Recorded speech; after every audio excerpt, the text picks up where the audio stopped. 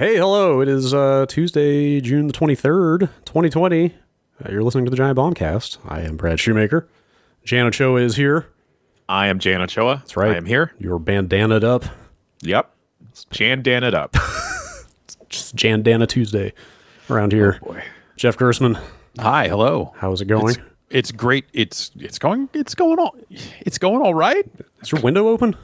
Yeah. Is it that kind of... Is that how it is up there now? It's what is it? It's today the high is going to be 80 degrees. Ooh. Oh God. And right now it's 72. So, yeah, We're climbing. Yeah, I've definitely been it's on the hotter days, it's definitely like open all these windows at night to make sure that the house kind of cools down a little bit. Yeah, there's been some really hot days, but today's not so bad. Do you guys get the gnarly humidity up there? Or is that just a city thing? Because I live like a mile and a half from the water. That's mostly just a city thing. It does get humid, but not like that. Not like that. We are in the wretched time of year where it's like, okay, I can either accept it being 70+% humidity in this apartment, or I can run the dehumidifier constantly and make it 1,000 degrees in here. Right. Because the dehumidifier just blows hot air out constantly, which... Well, aren't you supposed to vent those out a window? Yeah, but that's where all the humidity comes from. So as soon as you... you need a tight seal, though. This is a freestanding one, but also opening... So I bought a freestanding air conditioning unit for the baby's room, and it will dehumidify as well. But it has a hose and a big plastic 2x4 hooked up to the hose that you then jam in the window and then close it on that, and you get a relatively tight seal. Straight up quarantine looking device. Pretty much, yeah. And then the fun thing is when you turn it on, I've got a tree outside the window, and the leaves on the tree just start going nuts because of how much air it's blasting out of that thing. I went on the other end and stood there because I just want to get a sense of just how hot is the air it's pumping out of this room or pumping out of the AC unit as it tries to keep the room cool. And it was unfucking pleasant. Yeah. It was very hot air coming out of there. Yeah, I guess you can run that motor or that fan long enough. Yeah. And then this room, this, I have this 30-inch Dell that I use turned sideways, and it gets blazing hot. You only really notice when you put your hand right up to the screen and feel the heat radiating off of it. But over time, this room with its 7 screens, it gets hot on its own. I don't need a heater in this room in the winter, is what I'm saying. I with this laptop I'm using, the PS4, and then the fridge behind me, it gets pretty warm in my little kitchen nook here. Am I imagining this? Do they sell dehumidifier bucket things full of these jelly pellets? Or is that a deodorizer I'm thinking of? That sounds like it would be a deodorizer to me. Okay. But anything's possible. I don't know. Technology's weird. I'll just put a bunch of baking soda around. Yeah. Yeah. I keep a bunch of baking soda around anyway. I think we're moving into that window where the lack of air conditioning in this area is a real shit. I think. Yeah. I'm and then, it's our neighbors out back cut all their trees down, so now our backyard we get afternoon sun in the worst way, so the house heats up real late. And they cut down all their trees because they were sick of having their pool fill up with garbage. But now it's this weird straight shot of the sun directly into this yard and the windows and all that other stuff, and fun things do you hear people doing it? Oh, weird. I do now hear people doing it. Take down all those sound-absorbing trees. The noises kind of carry. Hey, good on them. Across the yard. I guess. I don't know. That's better that than nonstop fireworks, I guess. I should not even broach that subject. The government is making them do it, and that's...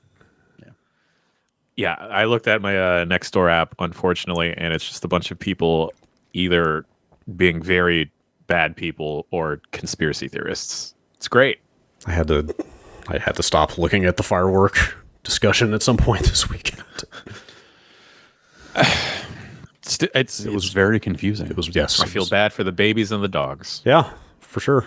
They banned fireworks here finally. They used to allow the safe and sane whatever stuff, and they would do a public show. And it seemed pretty obvious they weren't going to do the public show this year. That thing's been kind of on the ropes for the last few years. But then they finally came out and said, like, hey, I don't know if you noticed, but this area catches on fire every year bad. And we're just gonna ban fireworks. But yeah, I don't know. Yeah, the stuff going. I've not had nighttime fireworks here the way seemingly the rest of the entire nation has. But well, yeah, like you said, one would hope the last few years' experience with uncontrolled wildfires would maybe discourage people from doing that around here a little bit. That's I think you're. But who can say? Asking for a level of awareness that doesn't often exist. Really, but people caring about other this people. Country prioritizing the collective good left and right. Yeah, it's going great. Yeah, the experiment continues. Yes, indeed. But hey, I've been sleeping a little bit better these last few nights. Yeah. There we go. Take what you can get. Yeah, in terms of taking what I can get. Family's doing good. Look for this. We're doing all right. Look for the silver lining. Yeah. Yeah, Ben Pack and Jason A. Stryker are out on respective assignments today. So we got the threefer. That's right. Here, Jan whipped up a three for Sutherland. madness. Oh, okay. Yep. Yeah. Jan busted out this 1x3 overlay in record We'll time. get the PNGs. That's right. All day, That's right. baby. Man, your alpha channels are the finest I have ever seen. Damn, son. The stoutest pings in the game. That's right. We're going to start with news this week because there's a lot to get through. Yeah. So we figured we'd just go ahead and tackle that stuff up front. Unfortunately, probably the biggest reason for that is not particularly positive. But there's been another spate of accusations of, sexual assault and harassment and predation and all sorts of stuff in that vein. Bad shit. Yes. Yeah. Somewhat in games development. I mean, like the Chris Avellone stuff obviously is the most prominent figure by a lot, I think. Yeah. But a lot of it has also been across like professional wrestling and like kind of the esports and like streaming world and it's a broad just swath. Just a handful of a lot of stuff across the board for sure. And it's like stuff that like on one hand you're like you don't expect it out of some people, but at the same time I don't know what to. I don't know. It's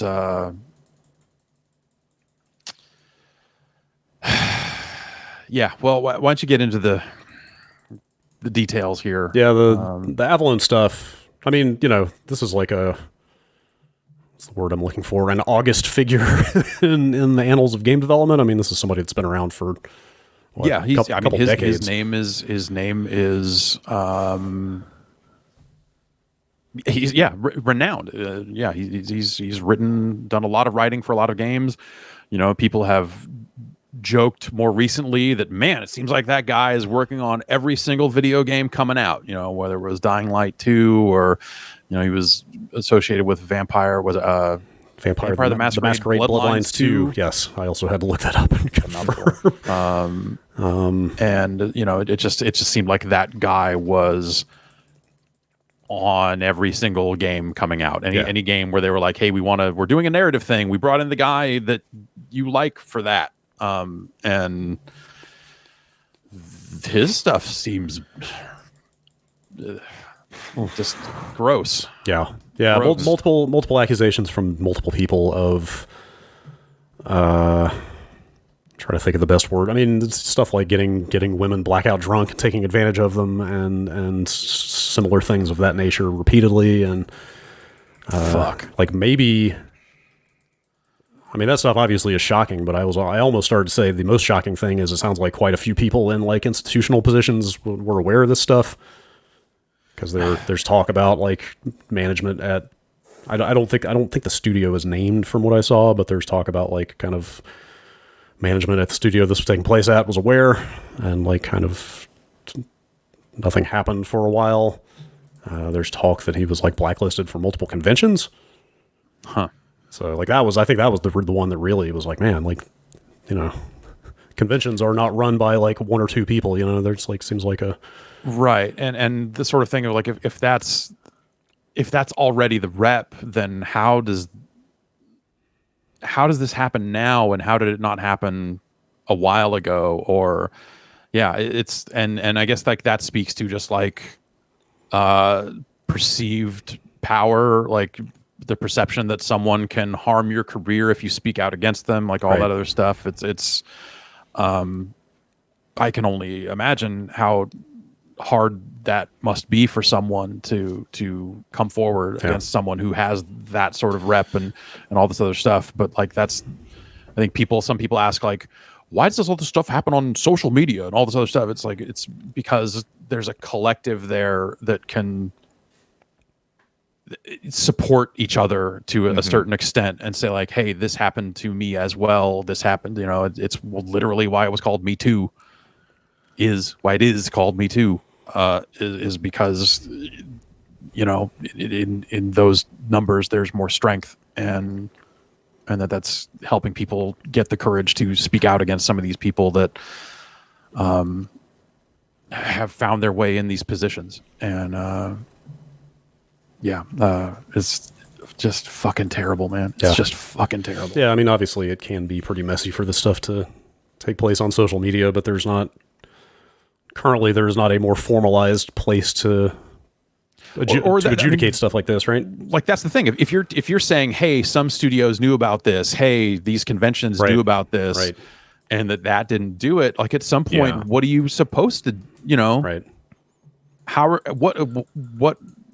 what formal process, like, you know, would actually solve the problem? And I think the answer is that these formal processes are failing people. Yeah. Excuse me. Like at most, it seems like I don't think they name the conventions here. The in question, they just talk about like, you know, he got blacklisted at one, and then like it spread to another, and then it happened again there, and it's like they, you know, it seems like they acted to protect their own sort of sphere, I guess, their own like kind of limited domain, but it doesn't necessarily trickle out to like, hey, this is a problem everywhere, not just at PAX or, you know, whatever convention, Dragon Con, I don't know. So anyway, like you said, he was freelance writing for a significant number of games. I feel like beyond the I feel like there are more beyond the three or so that you mentioned, but so as of now, Techland, who's doing Dying Light 2, Paradox, who's publishing Paradox is publishing Vampire. And then there's a game called The Waylanders from, Gato Studio. Like they've all kind of basically come out and cut ties with him. I want to say, was it in the case of Vampire? Did they say that none of his contributions were actually in the would have made it through to the final product? Yeah, their statement makes it sound like they had already gotten to that point. So he briefly worked on they had already worked with the writing team in the early development of the game through an iterative creative process. None of his contributions remain in the game that Hardsuit Labs is continuing to develop. Right. So, but you know, in the case of Techland, like they brought him out, like they had him come speak about the game, right? I mean, that was like, on stage, made him a stage figure for that game, which, you know, then you know, so they've cut ties, and that game's been pushed back and already, and all that stuff. But you know, whatever, that the games are kind of the least important part of this, right? I mean, it's that, you know, people being intimidated out of this industry completely to, you know, just the variety of outcomes that happen when people like this are allowed to continue to do their thing. Yeah. It's unfortunate that this seems to keep happening, or has to keep happening. Right. But you know, obviously it's bigger than any one guy or one person here. I mean, there's just systemically just people exploiting perceived positions of power / fame in a community, whatever you want to call it. Like, you know, I think that you see that across a lot of different industries. You saw like the stuff that was coming out of professional wrestling over the last handful of days. Even games journalism. Of course, yeah.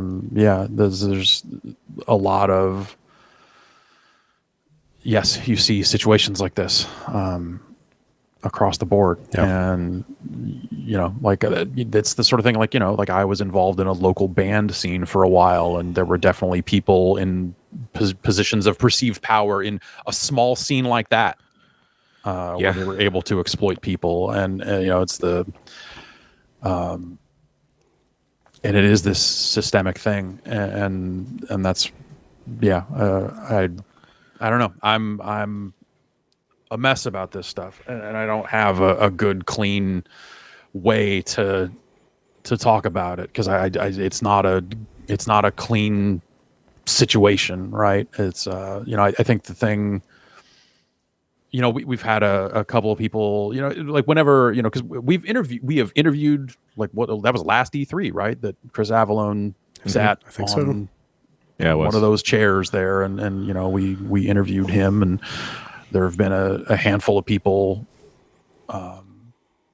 in past years and stuff like that, and I think people look to us to say something, and it's like, of course, like we've never knowingly put someone that we felt was like an ongoing threat of abuse and all this other stuff, and we never would want to put them on our platform, and we try to do the right thing on that front, when we can. But I think the other thing is, sometimes there are people that assume that every single person that's ever been on the website, whether it's in an interview, especially in an interview capacity, that we're just the best of friends and all this other stuff. And it's like,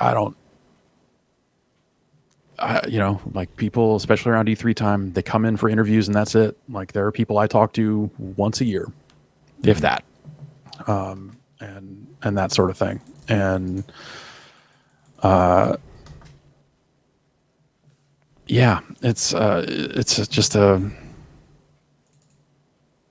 it's a fucking bad situation.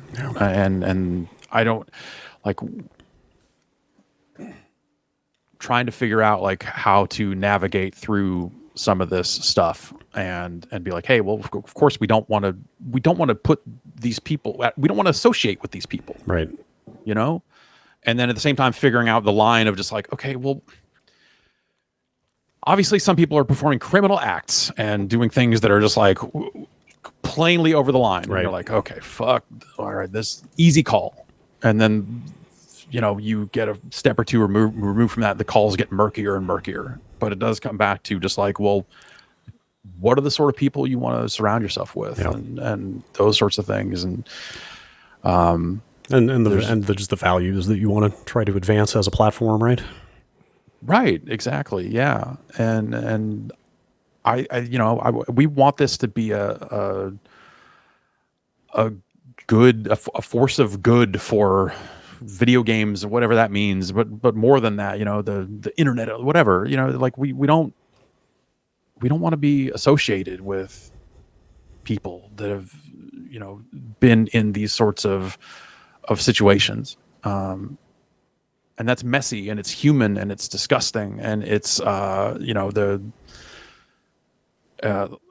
because of the way a lot of this stuff happens, and it happens on social media and turns into this like, okay, well, wait a minute, like this, it's these hugely messy situations, and it's not always immediately clear, like, okay, what's the right thing to do in this specific case, and having to talk things through with the people around you and being like, hey, what do you think about that? So that's something I've been trying to do lately with some of this stuff, is trying to figure out, like, some of these are not always as cut and dry as some of these other situations where you look at it and go like, okay, clearly this is not someone I want to associate with. This is not someone I want to be around. It's not always that easy. Yeah. And we try to do what's right. Yeah. And it takes sometimes it takes time to kind of suss everything out in terms of just information, right? Yeah. You gotta you got to figure some stuff out sometimes. Yeah. And it's a messy, disgusting process, but I want people to be better. I want this platform to be always improving in those sorts of situations. Like that's not something I want this place to be known for, and that sort of stuff. And so we've had people over the years that have been on podcasts. We've had people that have, shown up, at live events that we've done and that sort of stuff over the years that, we've associated with for a time. And, at some point you're just like, okay, I personally don't want to be a part of that anymore. But on top of that, the platform, like all that stuff, it's, yeah, I don't know. I'm sorry. I know, like I'm rambling. I get it. It's hard. It's a hard thing to like. I don't have a clean. Like it's disgusting. Yeah. And I just look at it and think like, how the fuck? Like, why? What the fuck is wrong with people that they feel this need to be predatory in these spaces? Is it just Is it a factor of like, oh, you have people who are coming into games that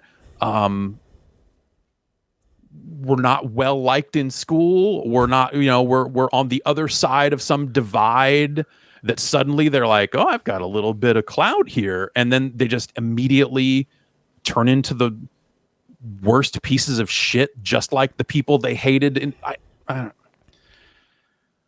don't know. I don't know what the causes are. I don't. You can start to pick at that and think about like those sorts of structures of power and how do we make it better. But fuck, it's been so much for so long and it's just fucking disgusting. Mm-hmm. And that we keep having this conversation. It's not like, oh, I can't believe we have to talk about this again. It's like, I can't fucking believe that the world is still like this, especially. You'd think that these people, yeah.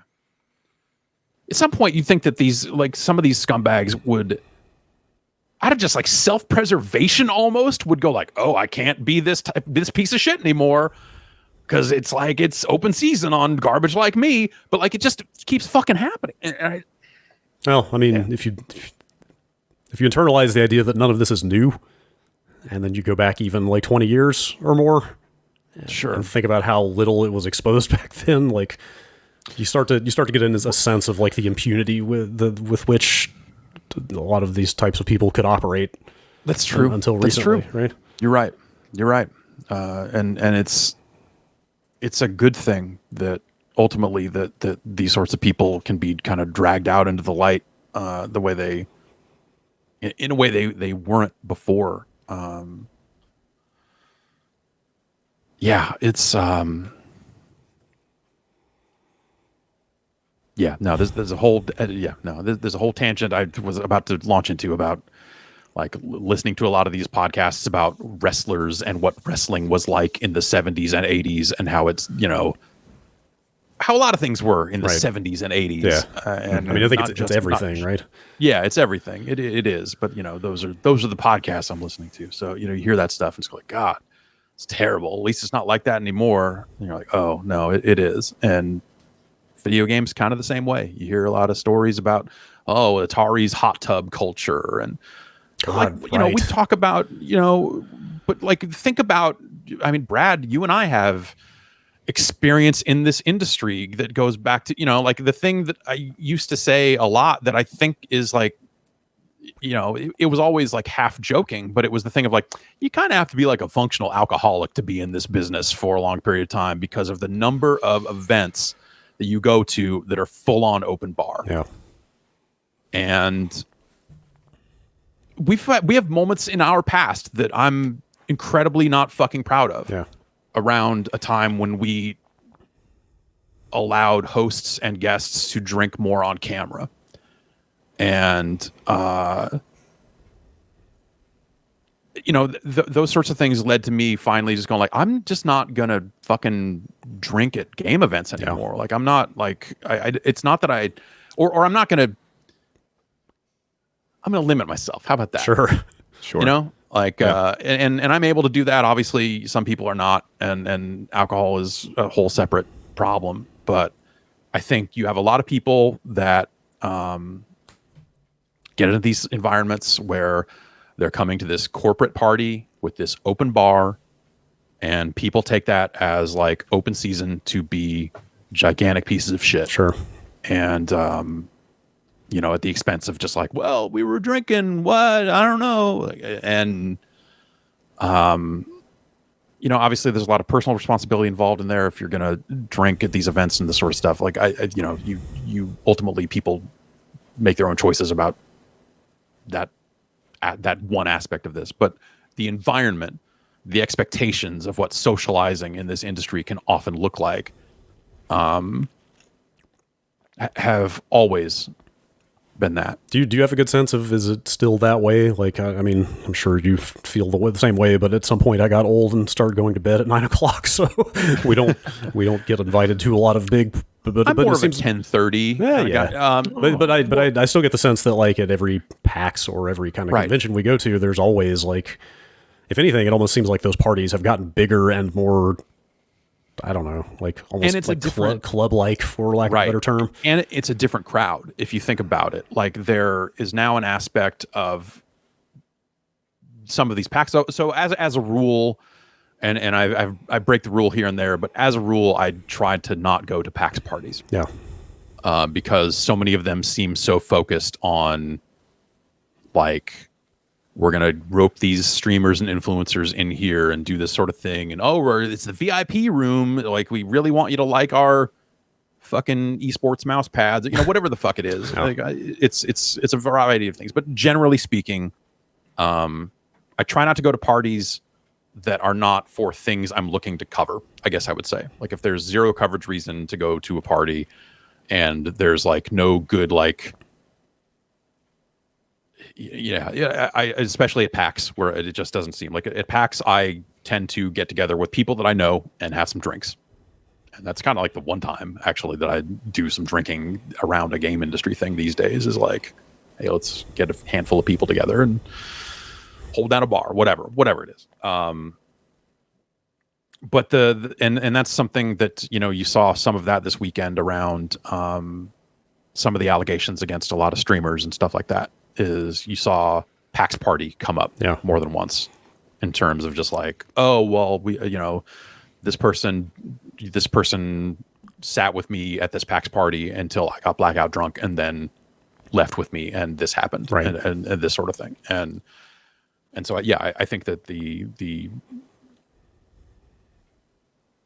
party scene still, as you and I know it's a little different now, because I think it's not just the like press and developers, right? Like it is this like, kind of. I mean, it's not really a distinction worth making, but back then it was like open bar with like 12 kiosks with the game you were previewing right next to it, right? Like it was a more of a small time. But also, like, that's, you know, this is not to blame it on the party scene. It's more just to say that provides an opportunity, right, for people to operate. It creates situations to where where people that are predatory can have more potential to thrive in an environment like that, I think. And I mean, like I said, that still exists. There, you know, there have been events I've gone to that have been before noon in the run up to E3, where they've been like, we've got mimosas or something like that. And I was like, fucking thanks. Yeah, wonderful. Like, that's no, absolutely not. And I don't know. Like, I don't, again, like, you know, I don't want to blame these people's actions on alcohol. Like, that's not, but it is certainly helps create a certain type of environment that lets those people try to get away with something. Sure. And it gives them an excuse when it's not at all. Yeah.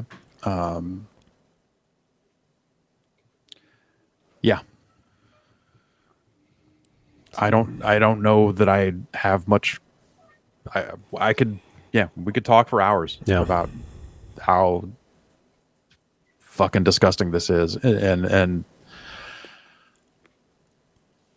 And the early history of this website, honestly, like there are, like we did a lot of drinking. We had a bar in our office that at one point had to be locked shut. That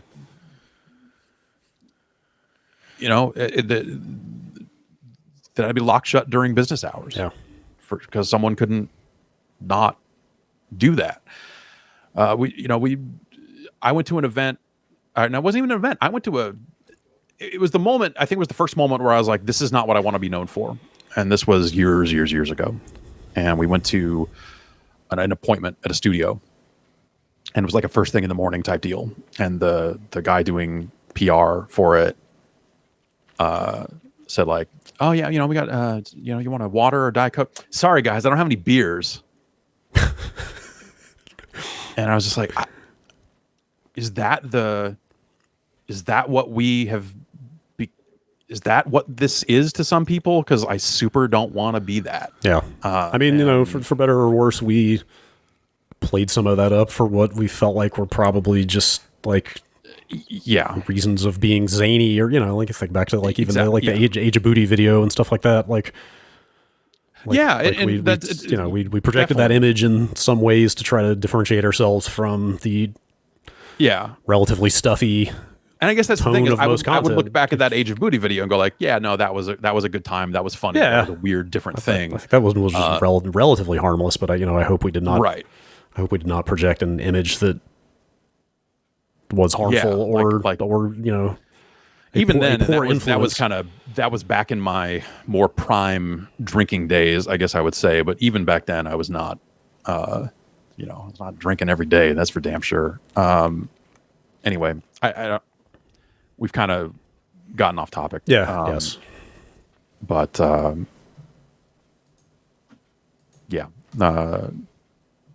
it's a real mess, and it will continue to be one. This isn't over. This isn't. No, I know. It seems like it's very much an ongoing thing. Yeah. But I guess at the end of the day, all any of us can do is just try to be better and try to just treat everybody with the same kind of dignity that you want to be treated with. It sounds pretty obvious when you say it like that, but yeah, you'd think. Yeah. So, it seems like this will not be the last time we discuss this, but that seems to be where it stands for the moment. Right. There is, honestly, it feels like trivial to move on to Microsoft's making business deals. But it's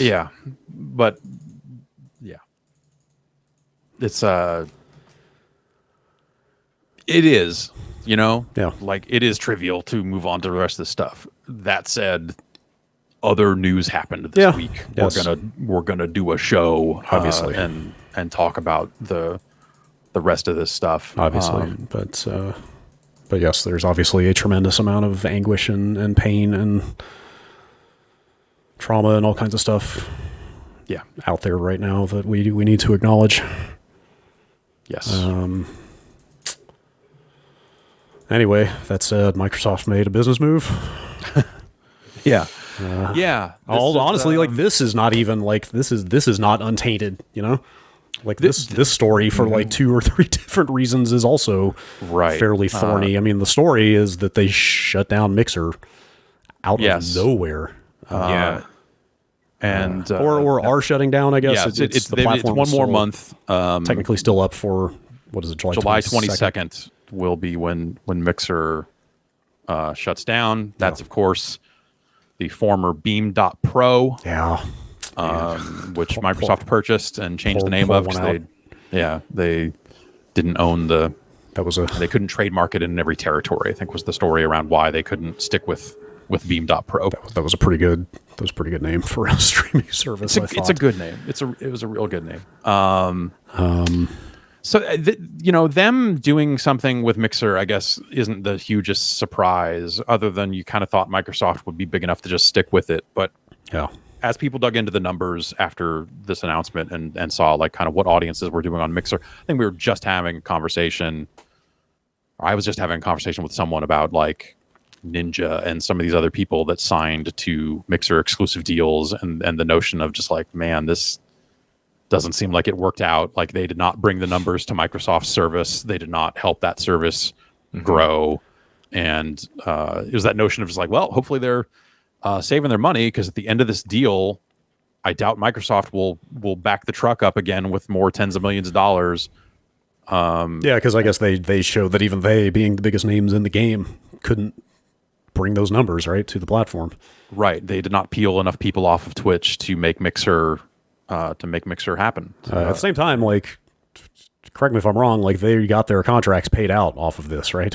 My understanding is, I believe it was The Verge that reported that. I'm not positive, but yeah, that anyone that was under contract to them just got their contract paid out in full. Of course. Wow. I mean, that's great for the vanishingly small number of people who took 8-figure deals to go over there, but not so great for people that are Mixer partners, and people that decided to invest in.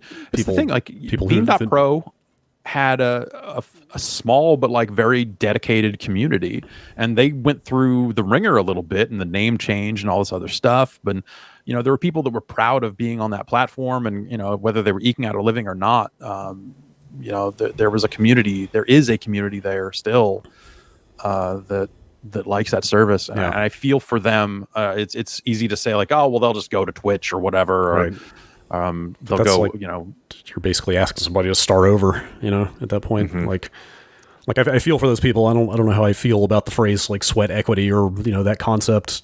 This feels a little bit like crassly commodified in a way, but like they have invested, they've invested time that they can't get back trying to grow an audience on a platform that suddenly doesn't exist.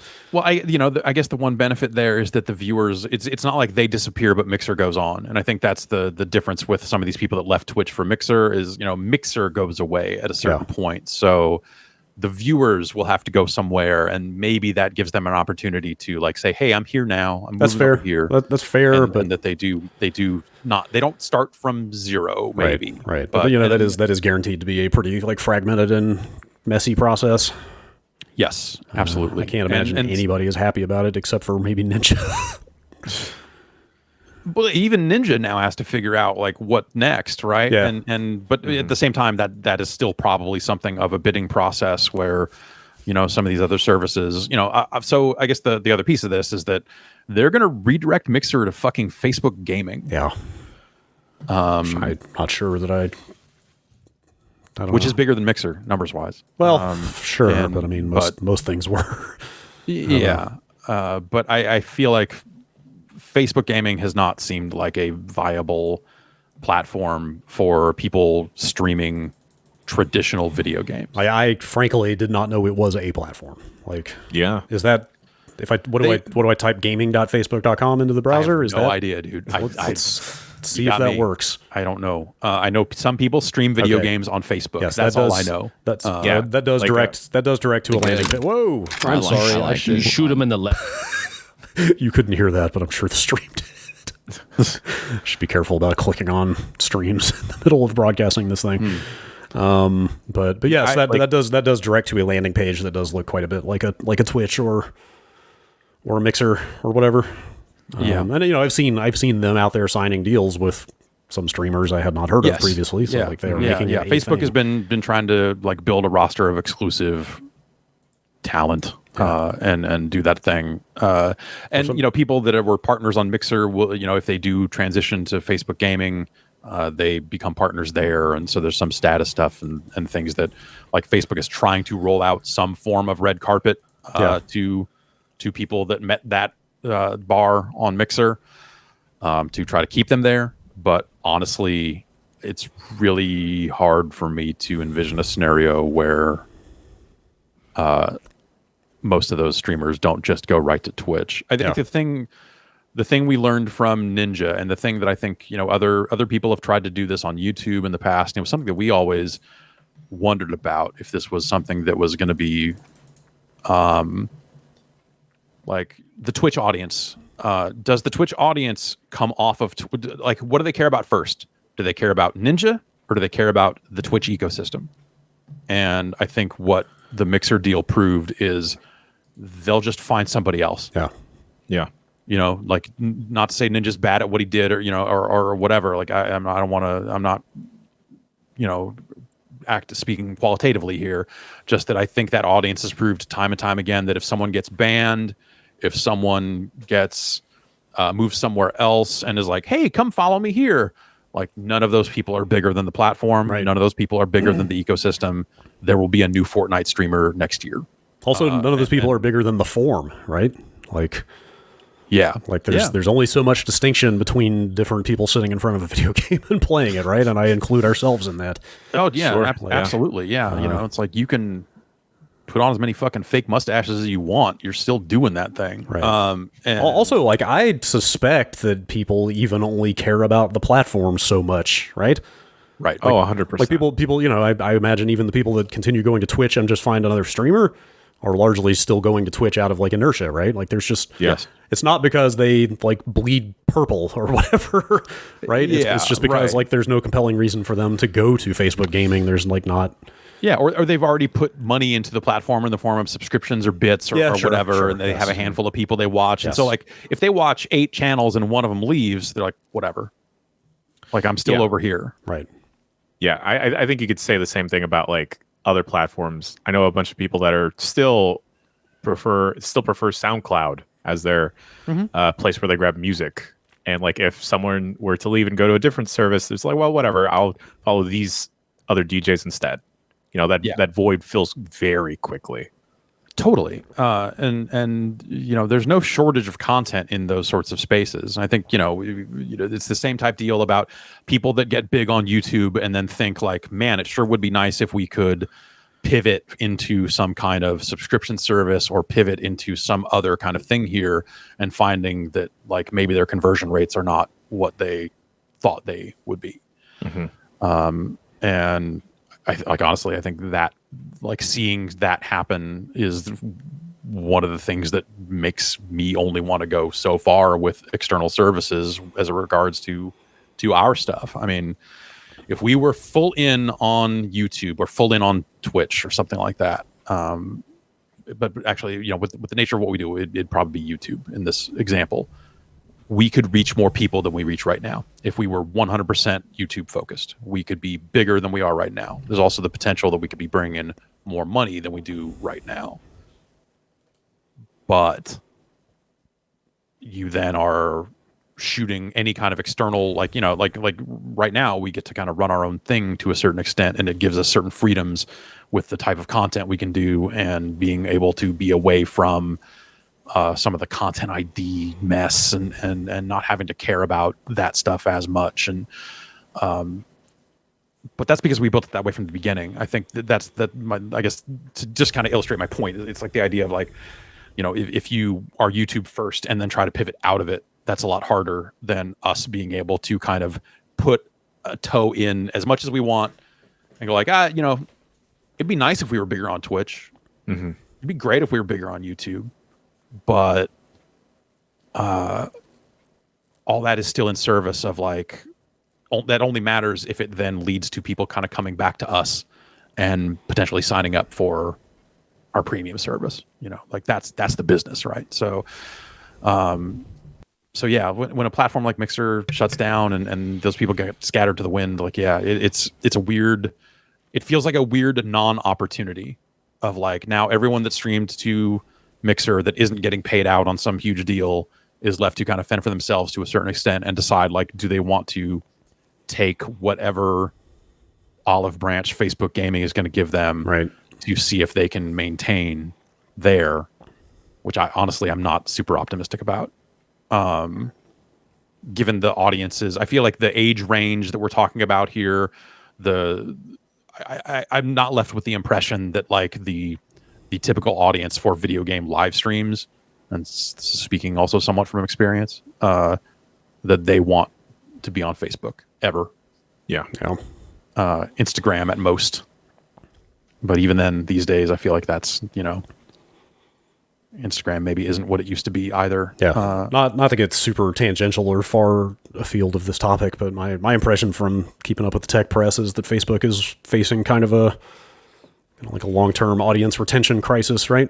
Yeah, I think the attrition. What new users are like waking up one morning and go like, all right, it's time for me to sign up for Facebook. Like, that's not happening. Like, is someone like a 14-year-old, is like a 13-year-old, they're waking up and going like, all my friends are on Facebook. It's like, I need to be friends with my grandmother. Let's go to Facebook. Like, it's just call your grandma. Totally. Paraphrase a Twitter joke. It's just boomers guzzling propaganda from Freedom Eagle or whatever, right? Oh my God. Anyway, whatever. I don't want to get too far in that direction. I'm still on Facebook. I'm still on Facebook. I should have. The only thing that stopped me from deactivating or deleting my account years ago was just the legacy cruft of like, what if I want to go back and read the people wishing me happy birthday from 7 years ago at some point or something, you know? I think for me, it's like we still technically have a page on Facebook for whatever that's worth, and maybe we shouldn't. I don't know. Yeah. And also there are a handful of people that I don't keep up with any other way. Sure. Yeah. And there's that, whether it's like family members and that's fair. Just, there's like that little chunk of people that's like, okay, like they're not on Twitter. They're not on some of these other, they're not going to send me a DM on Discord. They're not, that's just not going to happen. So, that's kind of the only way to keep up with a certain amount of family stuff, which honestly, some of that stuff I should maybe also better off without. I don't know. Y'all just out there exposing themselves. It's just like, maybe I shouldn't have, but I thought you were better than this. Anyway, like I don't know, the mixer 5G. The mixer thing is just like an extreme illustration of the riskiness of kind of pinning all your hopes on the whims of a giant corporation, right?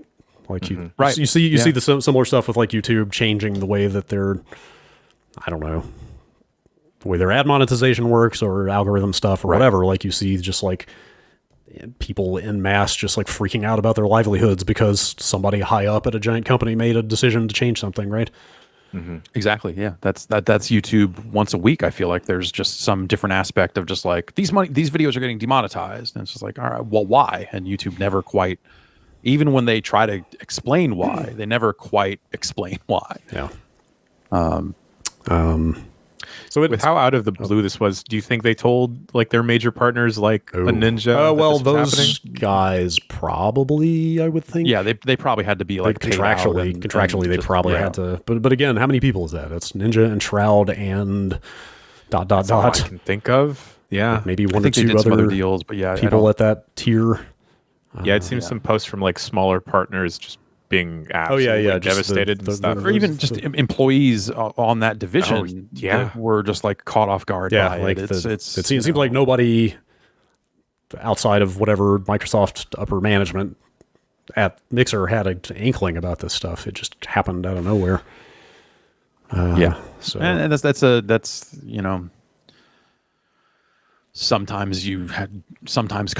oftentimes companies make moves that way, right?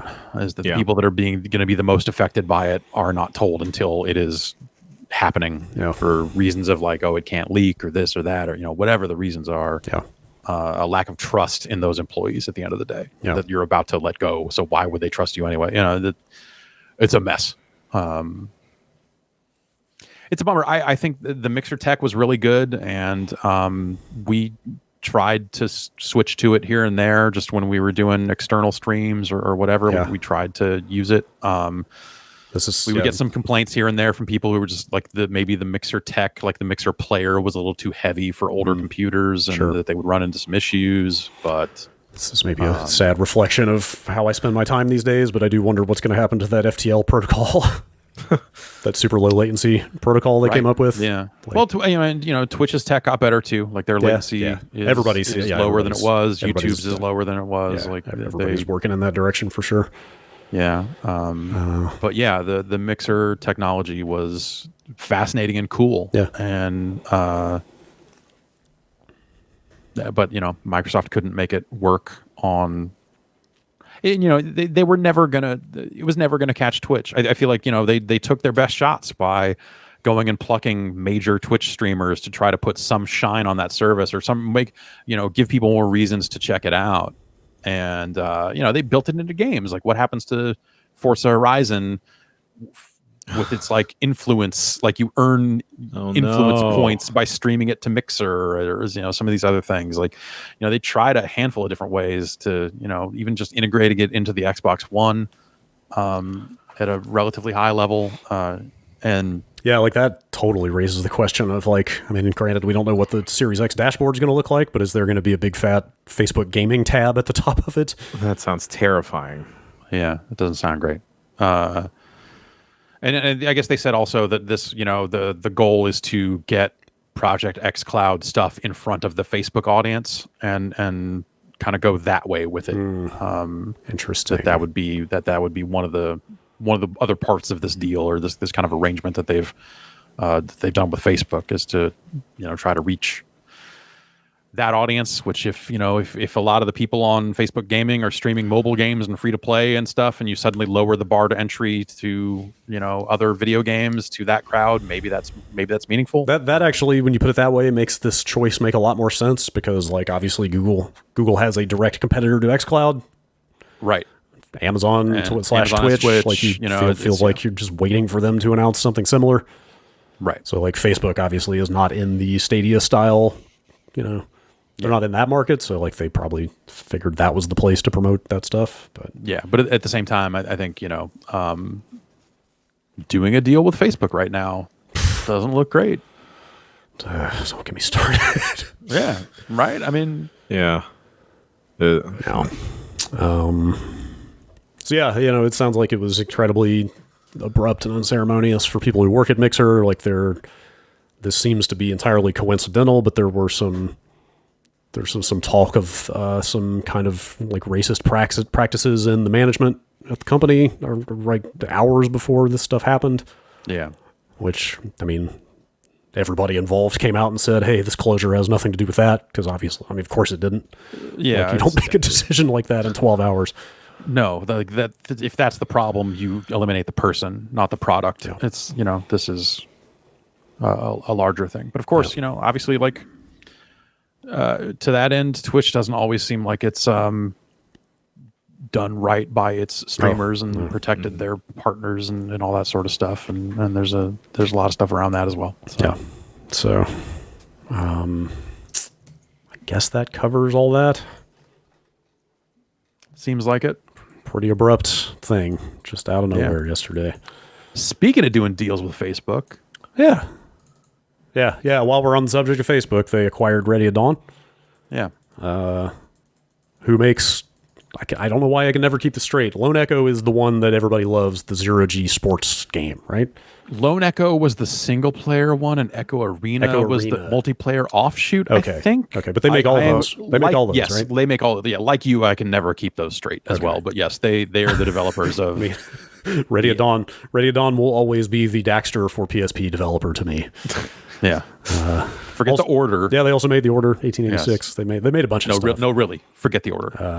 But they had been heavily in VR for the last. Yes. Yeah. They did quite well for themselves with that Echo Arena stuff. Like that was very well received and quickly became a part of like Oculus's promotional stuff. Like, hey, look at this awesome stuff that we're and I think that stuff was all published by Oculus, if I want to say, if I'm remembering correctly. So this is them taking a studio that has proven that they can do multiple products in VR, and one of the studios out there doing solid work in VR and just acquiring it. So that's so if you're holding out for Daxter 2, it'll have to come from someone else. So who's going to give Max Casella work, if not them? Right. What are we doing here? I just got this out of chat, and I just tried to look it up while we're talking about it, but I guess they just discontinued Oculus Go. Oh, okay. There's a tweet from 1 hour ago from the Oculus dev account. It says, today we announced our plans to sunset Oculus Go. Oh. I feel like most Oculus Go users sunsetted their Oculus Go months ago. Sure. So, sure. Yeah. So there's that. I mean, the Quest can run a lot of the Go stuff. Yeah, I had forgotten Go even existed or what the difference was. Like, Quest is basically just a better Go, right? Yeah, sure. More or less. Yeah. So there's your VR update for the week. Man. What was your first reaction when you saw that Rocksteady's game may very well be a Suicide Squad game. As a comic book fan, I do not understand the sudden fascination with the Suicide Squad. Yeah. I had never even heard of them before they made that movie, if that tells you anything. So, Yeah. Same here. I don't know if it's like the people just being a bunch of pervs and being really into Harley Quinn, or like fans of Teen Titans wanting stuff like that. I don't know. I don't get it. Will Smith was in that movie, right? Yes. Yeah. Yes, he was. Did they make two? They didn't make two. They're about to make going two. to. There's a second one? Yeah. Yeah. John Cena's gonna be in the sequel though. Okay. And I'm afraid it's gonna sell me on it because I think Batista's also in it. Okay. All right. So I don't know. And Will Smith won't be in the second one, and I don't know if that's. No, that doesn't. I don't know. So all this comes out of some domain names that were registered by a company that appears to be connected to Warner Brothers. I guess these dots were first connected on Reset Era, but Eurogamer is here independently saying, yes, we have heard the same things. Yeah. The domains, some of the domains that were registered were Suicide Squad killthejustice.com, which It's good.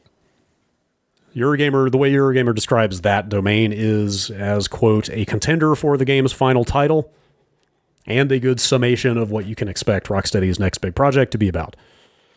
So Jan, is Suicide Squad just like, is it prison labor? Is it like Oh my prisoners God. fighting fires, but supervillains out there trying to save people? Like, Yeah, it's like they live up to the name. So the government or whoever is sending the villains out to do dirty work that like the big superheroes won't want to do, or like they're too dangerous of scenarios that they don't want to put any soldiers or whoever into jeopardy. So, well, like, oh, these guys are disposable, we'll throw them away. It's like the X-Force with the X-Men, right? Like, or is that like supposed to be- is that the plot like the Dirty Dozen? Is that kind Yeah. of, yeah, like Yeah. same type deal? Okay. yeah. It's exactly like the Expendables. Oh, okay. Now you're selling me. No, I don't know. I've always been lightly indifferent on the Expendables. It always seemed like something that would be right up my alley, and then I saw like, it's okay. Maybe not. I don't know. I loved the concept when I first heard about it, but then by the time it came to fruition, I was like, this maybe feels a little sad. I don't know. It's like, I feel like that isn't that just the case for all the DC movies at some point? Well, I mean more. I mean, you know, if you enjoy the Expendables, more power to you. But something, you mean something the about Expendables. Yes. something about watching, something about you are watching, exactly right. something about watching the aging action heroes of my youth be old is just kind of. I think too much about mortality these days as it is. Let's just can't. Sure. This podcast is way too heavy. So yeah, that sounds like kind of the gist of what they've got about the Rocksteady game. They don't have a lot of other details than that, although it's kind of, well, it sounds like this game's a way out. So I started to say it's kind of weird to hear them say they don't even have a final title for the game yet, but it is said that is a next-gen only game, which is not surprising to me. Right. But it sounds like that is a ways off.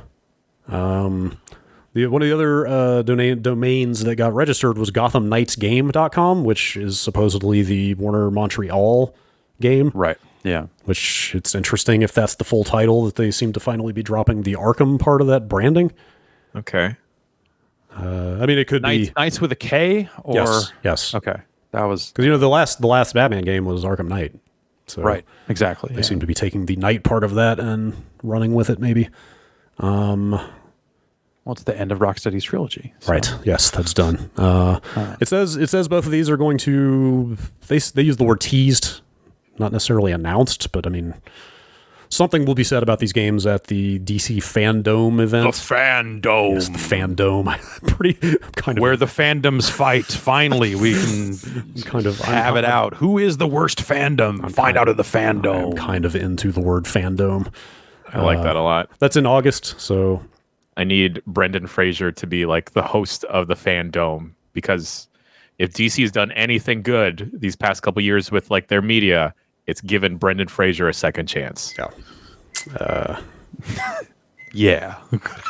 But He was the Rock of the 90s and the early aughts, all right? whoa.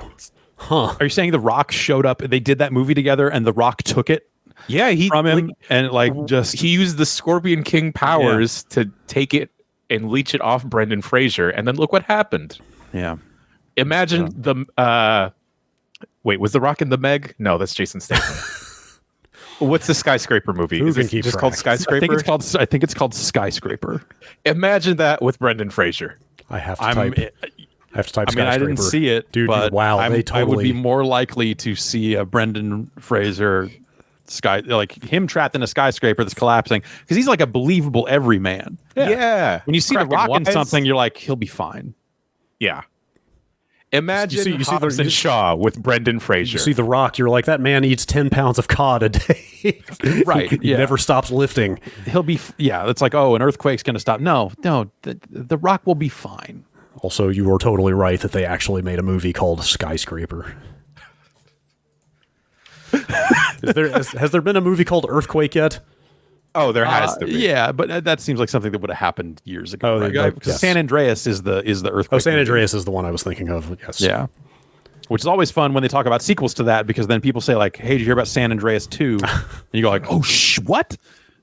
They should Here we go again. Yeah. Yes. Based on the success of that meme, we're bringing back Grand Theft Auto San Andreas. Yeah.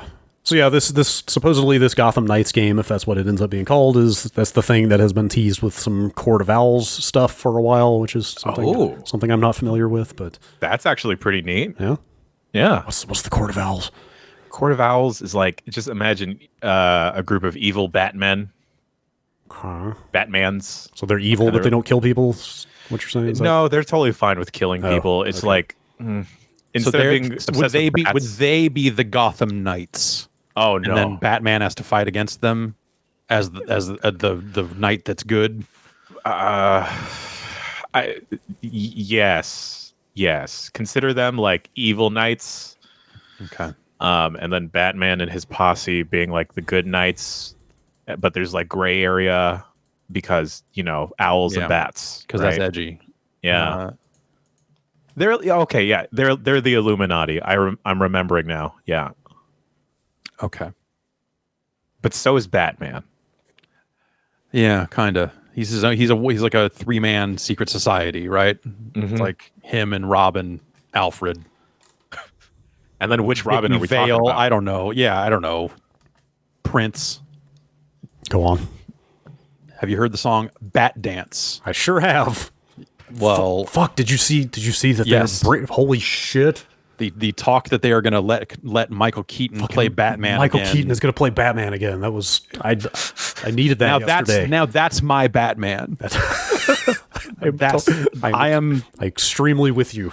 I am of the age that I remember when Batman came out on VHS and was like $20 and was like, because normally videotapes cost $100 and it changed the game.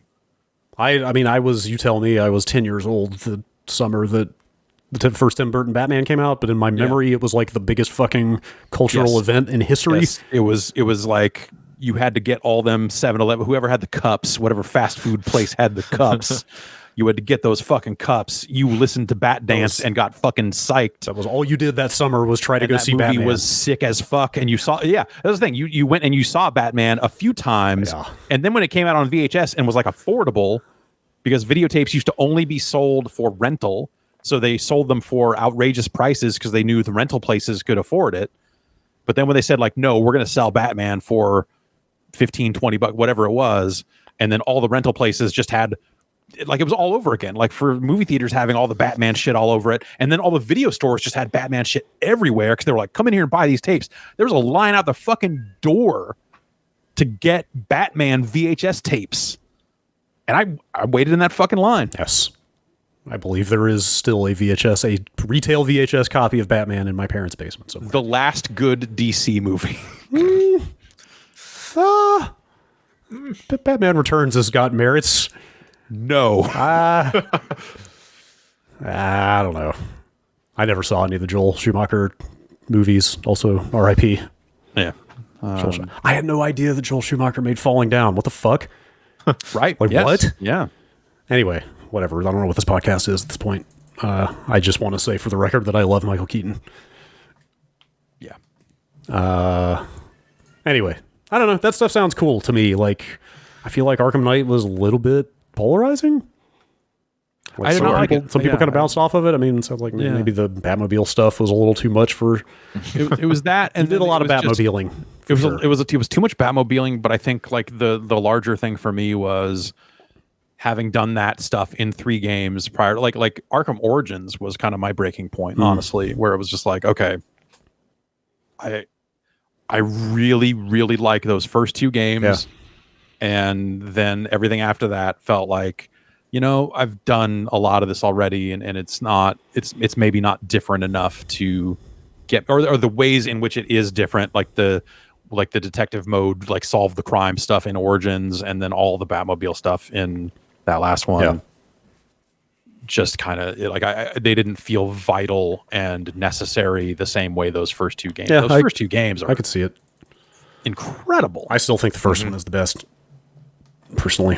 Well, I mean, yes, they improved on it, right? I mean, there's like, but the scale and the story they're telling and all that other stuff, like I think I can go with you on that trip. But you know, they made meaningful gameplay changes from 1 to 2 that was good. That if you put that back into that first game, maybe that would be better. I don't know. But Anyway, those games are a big enough deal that I will certainly check out anything Rocksteady does, at least, despite not having much affection for the Suicide Squad.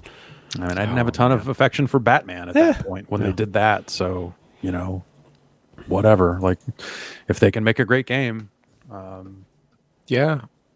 then let's see it. Do you have much affection for Pokemon Snap? Oh man, as someone, I think I've mentioned this, who's only ever played Pokemon Snap at a Blockbuster, I'm glad to finally get my chance. Okay. Oh, you're playing. You've been dabbling with the original, haven't you? It turns out N64 playing that in modern ways is harder than it would be, apparently. Interesting. It turns out it might be easier to play that through another method of playing that game virtually on a console. I see. I think I Yeah. Consoles. I think I am picking up what you're putting down. Yeah. Well, what if I told you they announced a new Pokemon Snap, and it's called Go on. New Pokemon Snap? I love it. It worked for New Super Mario Brothers. True. I'm sold. Oh, Yeah. so is this the beginning of a new franchise? This is the beginning of the new Pokemon Snap franchise? Yeah. Oh, I can't wait for the new national Pokedex cut. I mean, it People doesn't quite have the new doesn't have quite the same treatment of like new and improved like it's laundry detergent, but it's kind of close. that Pikachu did look really shiny. It's true.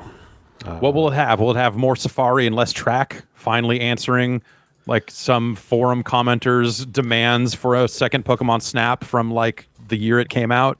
It's going to be all track, maybe 2 tracks. 2 tracks converge on each other. Oh, all right. I guess Yeah. I guess there's a photo dex.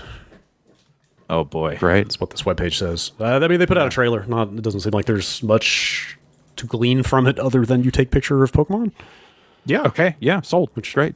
Yes. Let's still throw apples. That's Pokemon Snap. Okay. Yep. Right. Let's play Pokemon Snap. Let's play a new Pokemon Snap. Yes. I think it Make is- a new Pokemon Snap. I think They should do that. This is the very first time that I have maybe felt the slightest bit bummed that there's no camera in the Switch. Because some kind of augmented reality Pokemon Snap would be kind of cool. They did that. It was dumb. Oh, did they? It's called Yeah. Pokemon Go. No. Well, it's not quite. I took a real cute picture with my Diglett the other day. It was fun. I'll give you. I'll say that at least. Okay. All right. Send that around. Put my Snorlax in my Yeah. kitchen right now. You know, he's a big boy. Just gotta watch out for that Snorlax. They should do a deal with Face Rig so that you can have Pokemon jumping around on a webcam. Okay. Well, I mean, now they help you brush your teeth, so nothing is out of the realm of possibility. Great. I need help with that. I mean, then every stream on every service would just turn into a bunch of Mr. Mimes mugging, Oh, God. mugging for the camera constantly, no. right? No. I think I've turned Mr. Mime. I my think God. I'm pro Mr. Mime now. I'm sorry it happened again. I've got to stop clicking links. Yeah. Managing your audio devices when you're streaming. Oh boy. I'm sorry. I was trying to move on to the Crash Bandicoot 4 trailer and accidentally opened the Crash Bandicoot 4 trailer. And it was very loud. I apologize. But they announced Crash Bandicoot 4.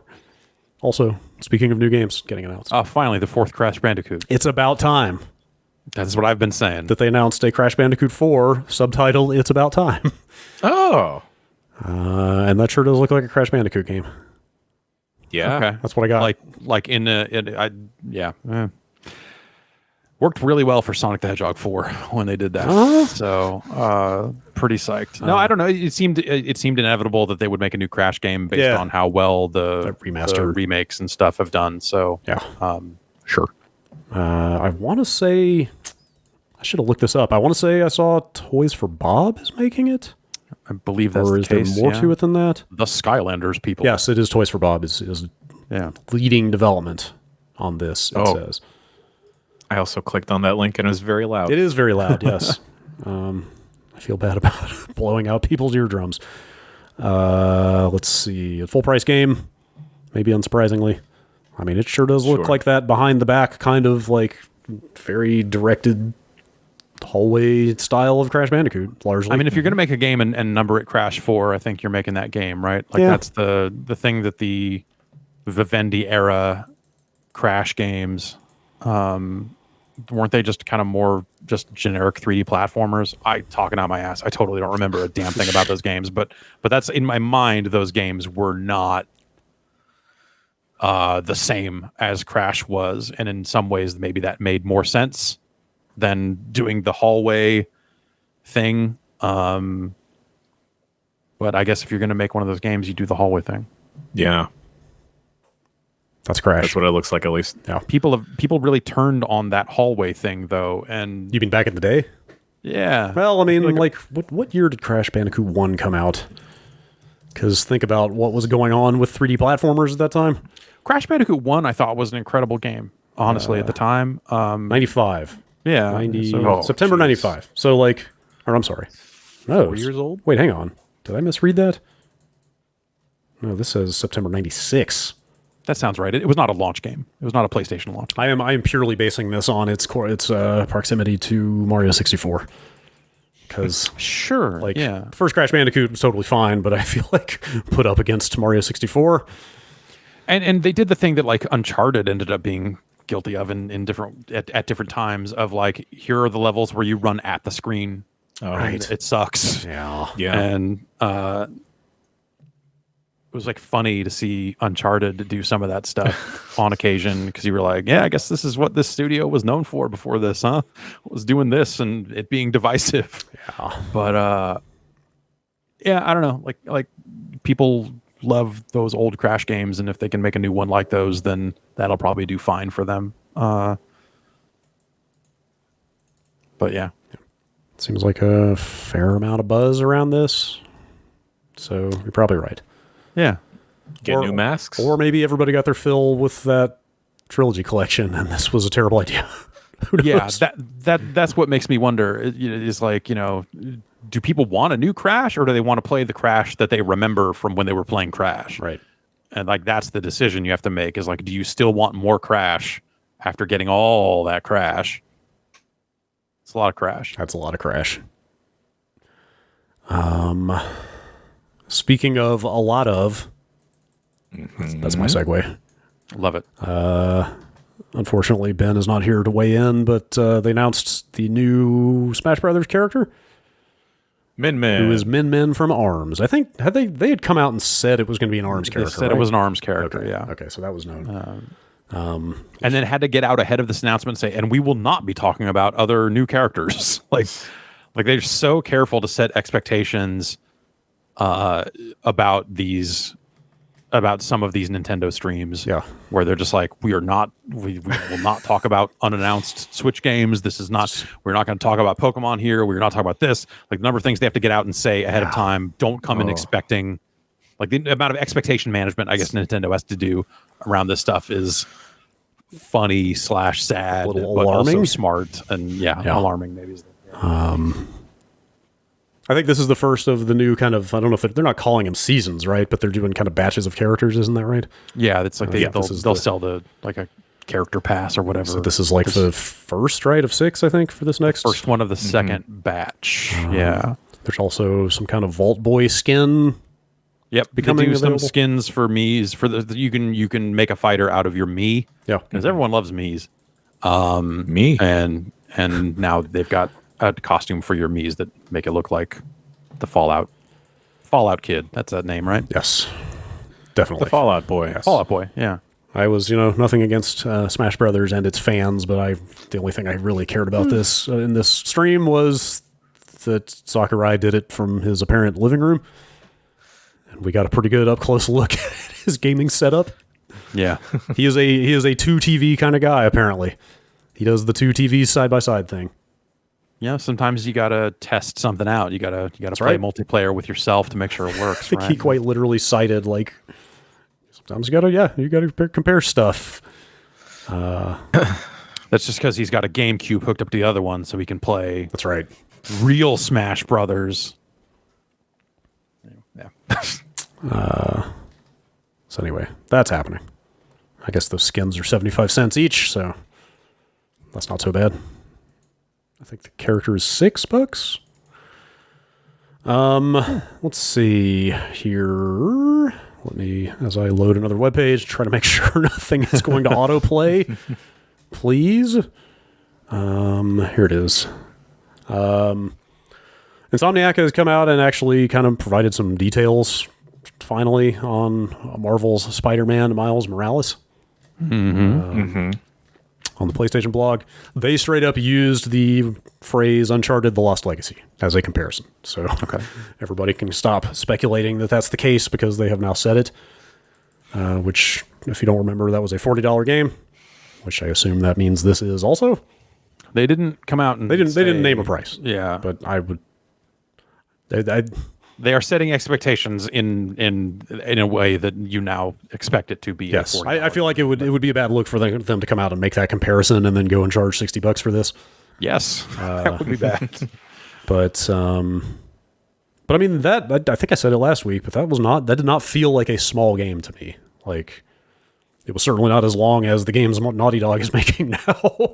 Right. But it felt like a good, tightly paced, like very well told story. It was like a good 8-10 hours or something like that. That's the thing. If you're dealing with an open world game the way Spider-Man is, like, they could be talking about like, hey, there's going to be less story content because the cutscenes are expensive and all this other stuff. But like, if they're doing the city, they've got the city, so they could potentially fill it full of different side missions and all the stuff that people are done with in open world games these days. They could fill it full of that stuff, I guess. But Yeah. and make it a pretty long game. But good of them to get out there and say this. It was it's unfortunate for them that that one interview hit that set all this confusion in motion, that they did not have all of their executives get all the talking points right. That's it seems like kind of how this happened. I do feel like that initial reveal trailer did leave things a little open, though. Yes, like they could have right, in actually, that first yes. glimpse of the game, they could have been a little more specific about what it was. Yeah, that would have been nice. You're right. But it says it's set about a year after the first game in wintertime, so I guess that makes it a holiday game, which is my favorite kind of game. It's a crossover with The Division. It says Snowy. It says Miles' new home in Harlem is at the heart of the battle. A war between an energy corporation and a high-tech criminal army has broken out. So like real life. Yeah, Pretty much, exactly. Yes, it is just a reflection of the times. They talk about, yes, there will be some new abilities and some stuff like that. They do also go out of their way to say, like, hey, we're not done with Peter Parker. We'll have plenty more of his story to tell, too. So, like, seems like they kind of wanted to get out there and try to, stop people from thinking this is the way forward for the franchise for what it's worth. So do you think that means, hey, here's Spider-Man 2 and now you're just Peter Parker again? That's what that sounds like to me. Yeah. Yeah. But who could say? Yeah. I would imagine that a proper next Spider-Man from them is still a good ways off, so who knows? How many other Spider-Mans are there? I know people really Oh like my Miles. God, Oh my God, Like, have you it's seen- kind of No. like Dude. there's like a ton, right? I There's cannot open this can of spiders. where does Spider Ham fit into all this? Can Peter Porker the Spider Ham? I feel like by the end of Into the Spider-Verse, my head was just like spinning with the number of Spider-Man. And that's just like a handful of them. There is like almost an infinite amount of Spider-Men. Oh, actually, well, if you play, I feel like the unlockable skins in that Insomniac game, the first one, is a pretty good indication because there's like 40 or so. There are a lot of weird Spider-Man treatments out there. Even like the original PS1 games had like a crap ton of costumes of alternate Spider-Man that aren't just Peter Parker. So like even if you weren't going to stick with Miles, which for a numbered sequel or something like that, it seems like there's way more stuff that they could pull from than coming out and saying Peter Parker's story isn't over. Yeah, like that almost seems disappointing in a way for you could a go few, to the a few different future. reasons. Yeah. Their quote is, "Oh, and one last thing. Many of you fans have wondered if Peter Parker is okay. Don't worry, we still have much of Peter's story left to tell, but this game is all about Miles, a critical part of our Spider-Man universe, and you won't want to miss what happens." I mean, whatever. It could be like maybe they're both playable in the next proper sequel or something like that. Like, shouldn't jump to too many pick and choose, maybe too many conclusions here or whatever. But it's a co-op shooter, but with Spider-Man. Yeah. Honestly, I mean, just for purely gameplay reasons, like I thought the story in that first game was fantastic, and like I really wanted to see where it was going. But in terms of the gameplay, like all those repeatable encounters that were kind of the same ad nauseum, like I almost feel like a smaller, tighter game could maybe be to its benefits here. Sure. Unless they do what I was talking about, which is they reduce the story content but like double down on side stuff, right? Like there's an opportunity there for them to pad that game even further. Which wouldn't be great, but you can always just not do that stuff. I know a lot of people had problems with like the MJ stuff because it was like all stealth sequences that were super kind of slow. But it looks like from this article, at least, I mean, Miles' powers are a little different than Peter, so there could be a little bit more stealth. And like invisibility is one of the things they mentioned, so maybe that's blended in a little better. Let's see here. Oh, and I guess they've been kind of trickling some info out about multiple PS5 things. They mentioned that the New Horizon is a 2021 game. Okay. Currently, so expect that next year sometime. Man, I'm just full of segues today. Expect Cyberpunk 2077 in November now. Oh. They pushed that game again. It was September 17th, and now it is November 19th. They put out a statement on Twitter that said, part of the statement says, Cyberpunk 2077 is finished both content and gameplay-wise. The quests, cutscenes, skills, and items, all the adventures Night City has to offer, it's all there. But they basically say we need to properly go through everything, balance game mechanics, and fix a lot of bugs, et cetera, et cetera. So they just need more time. And I wonder if some of that is related to quarantining and stuff like that. We talked about just the idea of like getting a large QA team together and being able to work on a game like this is like how much is that how much harder is that now? Like all that sort of stuff. They didn't really necessarily give a reason for the delay other than they just need more time to get it done. Yeah, just bug fixing and balancing is all they said. But I'm trying to remember. I wish I had been able to track this down. Like, didn't they came out and said, hey, the next gen update to that game will not be available at launch? Isn't that right? That's my understanding. Like the idea being if you bought the Xbox One version and if it had shipped in September, if you bought it then, you would not necessarily get the like amazing 4K upgrade on day one of the Series X. Exactly. Yes, and I think they did come out and say that this version of the game hitting in November will run on new consoles. Sure. But I don't think that was in question. Right. But as far as like smart delivery or whatever, getting an actual proper like Series X upgrade, like it sounds like that won't change. Or that will happen when it's ready, right? When they do that work, it'll. I mean, I bring that up because like you have to guess.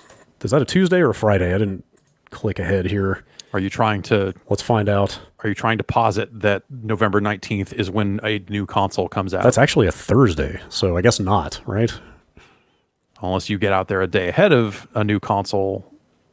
But that does, I mean, that is right in the time frame, right, of when you would expect those release dates to be for the new machines, probably. November seems a little late. Isn't that, I'm pretty sure, isn't that when they put out the PS4 and Xbox One, I think, were both, like, kind of early November? Yeah, well, I guess, mistaken. November 20th, November, like that late in November, like we're getting That might right be, up yes, to that the is Black probably- Friday you're probably area, right, and yes. that seems a little late, I Yes. guess is my point. You're But probably right. I think those previous consoles were, like, first, second week in November or something like that. yeah. Anyway, yeah, it's Because then you end up in a situation where like you sell through all the launch allotments, and then you hear of like, oh, there's going to be a second wave hitting on Black Friday, oh, sure. a second wave of hardware that they've been holding back for Black Friday. Yeah. Like those sorts of stories go around. All right, last story of the week. We addressed this on the hotspot last week already, but the Billy Mitchell is back in it. Oh boy. Back in what exactly? You tell me. Have they just delegitimized their own effort here?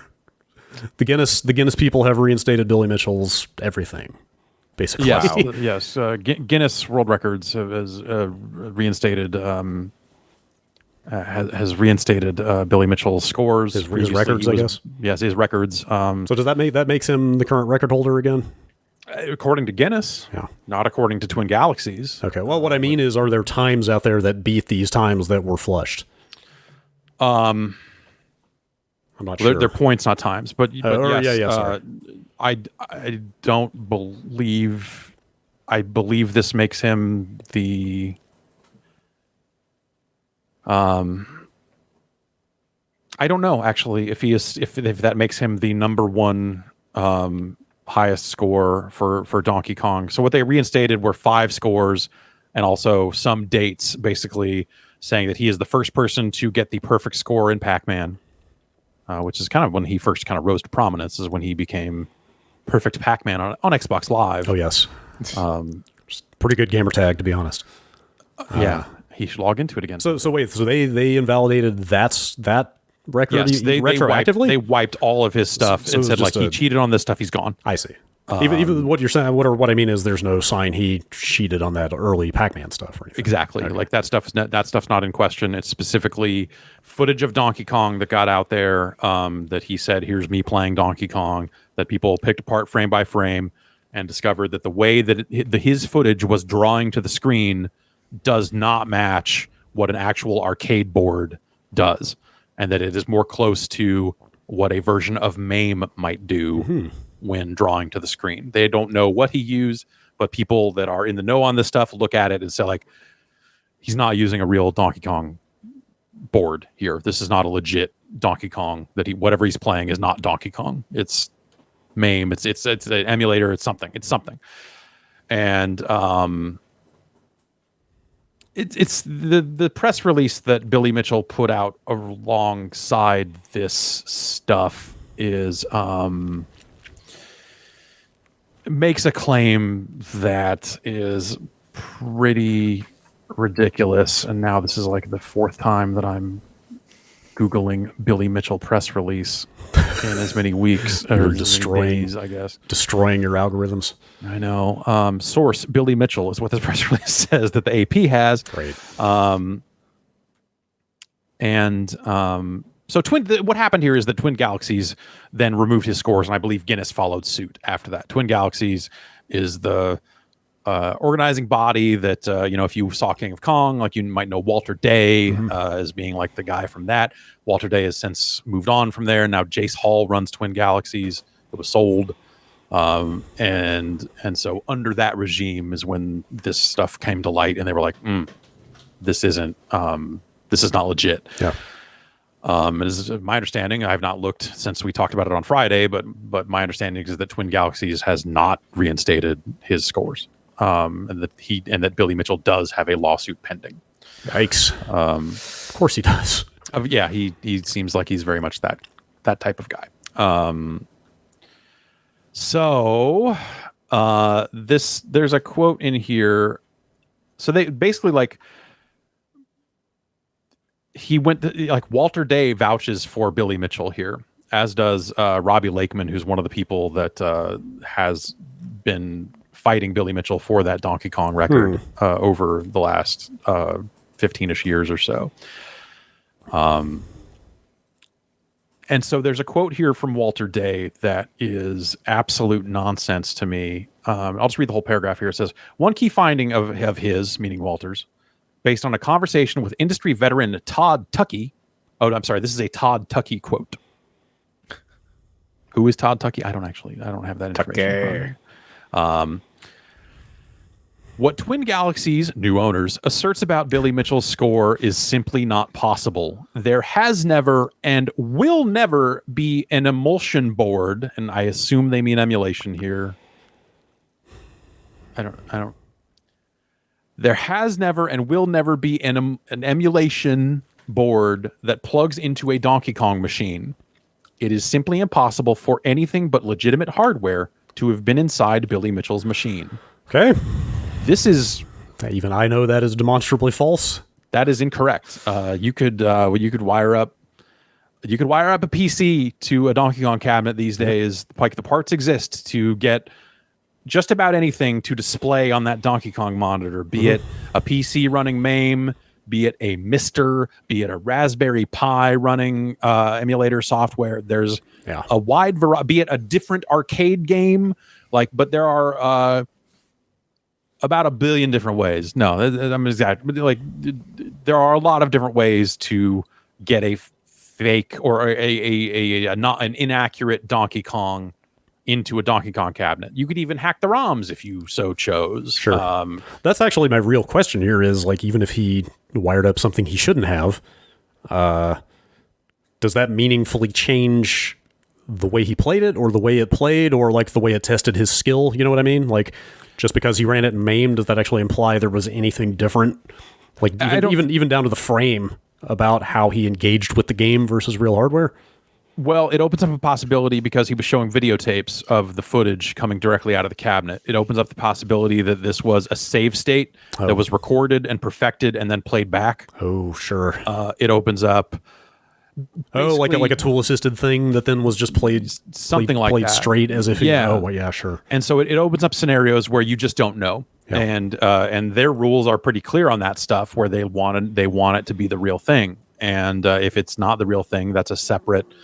There are people maintaining leaderboards and things for emulators or speed runs, or every organization is going to have different rules around what they accept and don't accept. But the Twin Galaxies stuff seems to be that they want that to be on a verified original cabinet. And usually they have rules around that, that if you're videotaping it, you need to stick a camera inside the cabinet and show the dip switches on the cabinet to make sure that they are set to what are considered the tournament legal, or the defaults or whatever it is.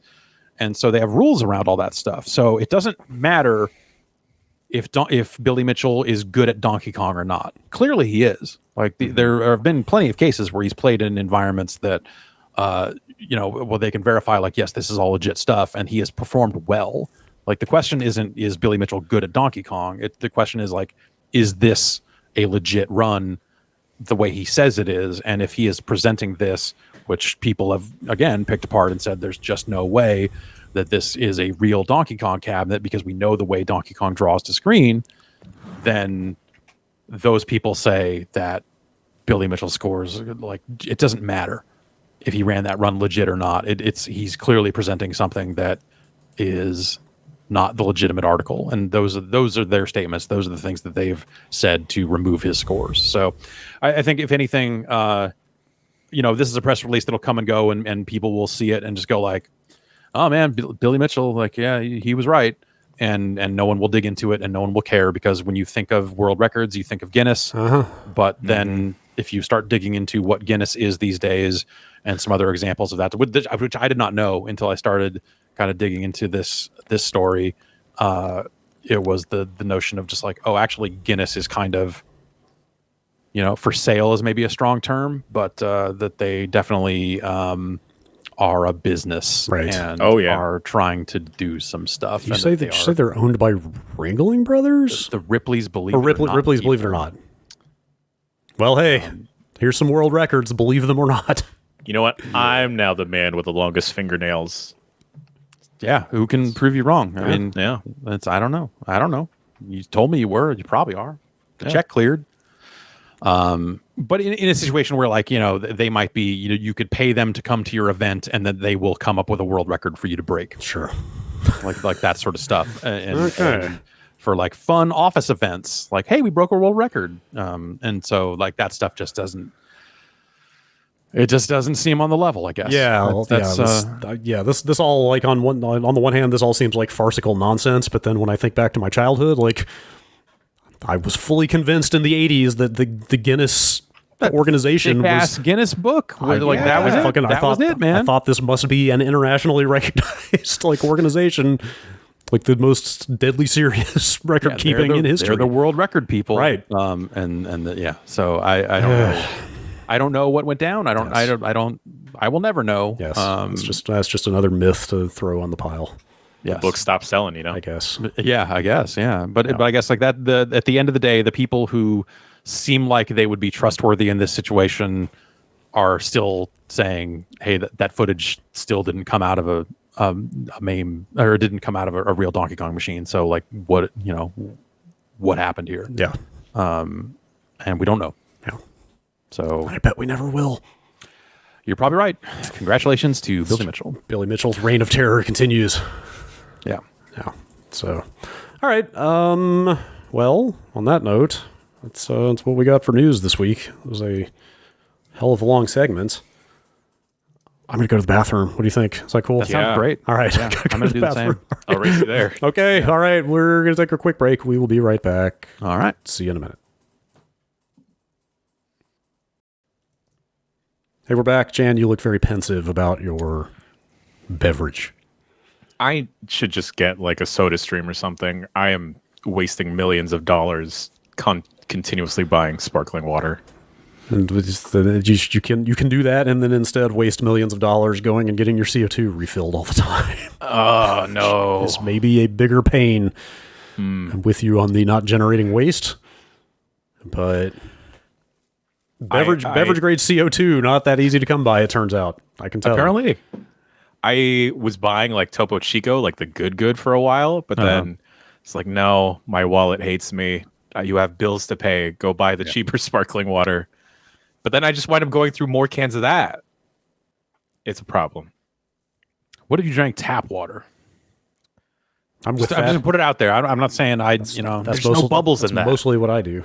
I have to make it very cold though, so that I don't taste it.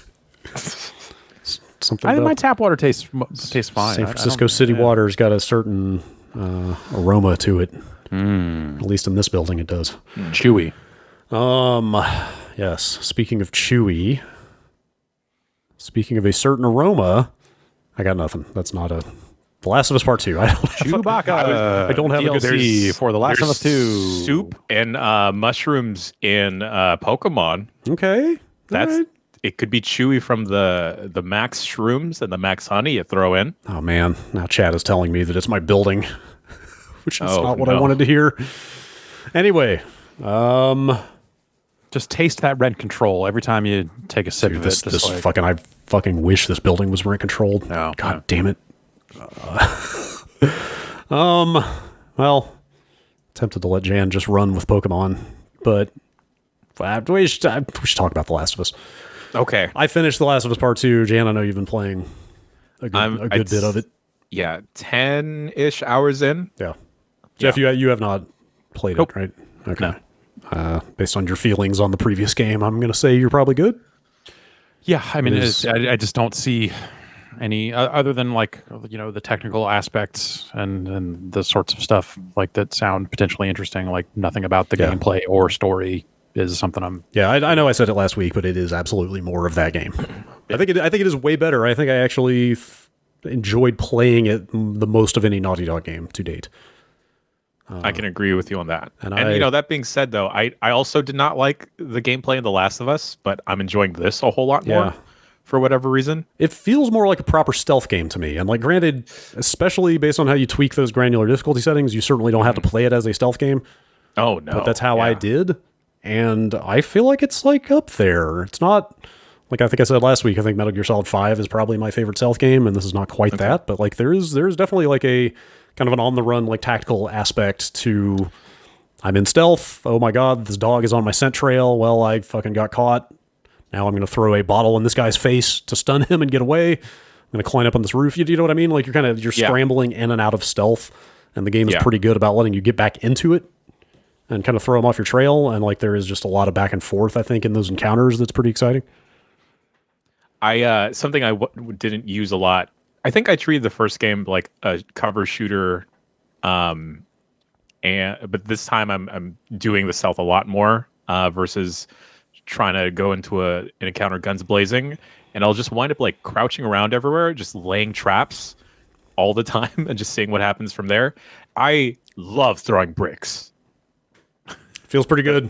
It feels so good. I wish I could carry 2 bricks. Are you still talking about video games, or are you just like... real life too. Let me tell you about breaking glass in this game. Yeah, it's so good. Perhaps the best glass breaking in a video game I have seen. It feels really good.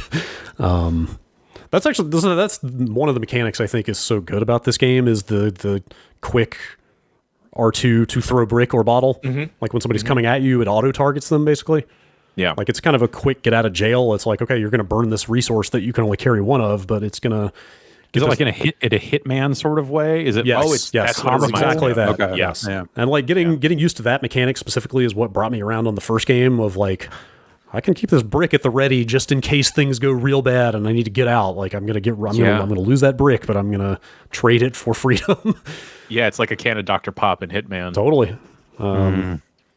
So Can we mod Last of Us 2 to insert a can of Dr. Pop? dude, should we talk about modding Last of Us Part 2 to insert things? I don't know if we're quite there yet. Yeah, no, I don't know that we are. I mean, it's out there. Like it's out that this happened. Okay. Oh. I want to talk about this, and I don't know if we're hoping to do a spoiler cast for this game, and this is not a spoiler, but it seems like the right time to talk about that. But they pulled a Kojima-esque stunt with some of the preview material of this game. Oh, right. Okay. I thought you were talking about like actual mods for it. I'm like, what? Really? Well, I mean, they kind of did. 60 frames. Jan, I think you're actually coming up on it. I'll tell you what it is after you get to that point. But they Okie dokie. They manipulated the game somewhat in the preview build to, let's say, throw people off the trail of what they were doing. Movie studios do that all the time with trailers. Calm down. I'm not spoiling anything. I'm explicitly not spoiling something because it's not something that's in the game. Right. Whatever. We'll talk about it later. It was just I was surprised to see a major studio go to this kind of effort to obfuscate what the game was about. But anyway, Jan, you're pretty deep into it. Like, how are you feeling about it? I'm liking it a whole lot. There's like a lot of little touches, like little attention pieces of detail that I'm really enjoying. Not to spoil anything, but there's like we're talking prior to this about whether a story beat that gets revealed, if you had noticed it, if like them laying like little breadcrumb trails. Yeah, I super did not, but it sounds like you kind of picked up that something was going on there. Yeah. So I like that they're leaving those little hints to possible things, and now I'm going to be overanalyzing every single thing that happens with like all the little characters, and it just moves well, which is sometimes like a problem for me with Naughty Dog games, like with the gravity just being a little too floaty with like Nathan Drake's jumps. Oh, you mean just stuff. like actual character movement? Yeah, gameplay control stuff. Yeah. Yes, I think I agree. Uh-oh. Stop Jan in his tracks. Jan is just got too into it. He couldn't believe that I would agree with him on the just completely locked down. Fingers crossed here that maybe he's just lost thinking about the game now. He's just wow. Working from home life is never dull. Never dull moment. Stuff breaks in new and exciting ways. Yeah. I was gonna say every single day, but maybe it's more like every single week. Let me ask, without giving anything away, I mean, you exposed yourself to the information, right? No? I did, yes, but I read when the stuff leaked about the game. I read it all, and I don't remember a thing about it. Okay. Because I don't really remember much about the first game, other than Joel sucks. I guess. Yeah. I feel like that's my takeaway. Is like he made a decision that maybe did not serve the greater good. He does and he doesn't. Maybe. Oh, Okay. Oh, hello. Hello. Success. Jesus. Anyway, that's okay. So maybe that's wrong too. But like that's all I really know about the first game is that maybe Joel sucks. It's not wrong. It's just kind of open to interpretation, I think. Okay. Like, there's every possibility that he doomed humanity. Right. Through his I guess selfishness. that's what I mean. But at the same time, what I think I'm remembering or think I'm getting at. I mean, we could talk about the end of the first Last of Us at this point, right? Yeah. Like, probably. But point being, I read all of the leaks for the second game when all that stuff hit, and I don't remember what they were at all. It's been a weird process. Like, I finished it Thursday night. It is a long ass game.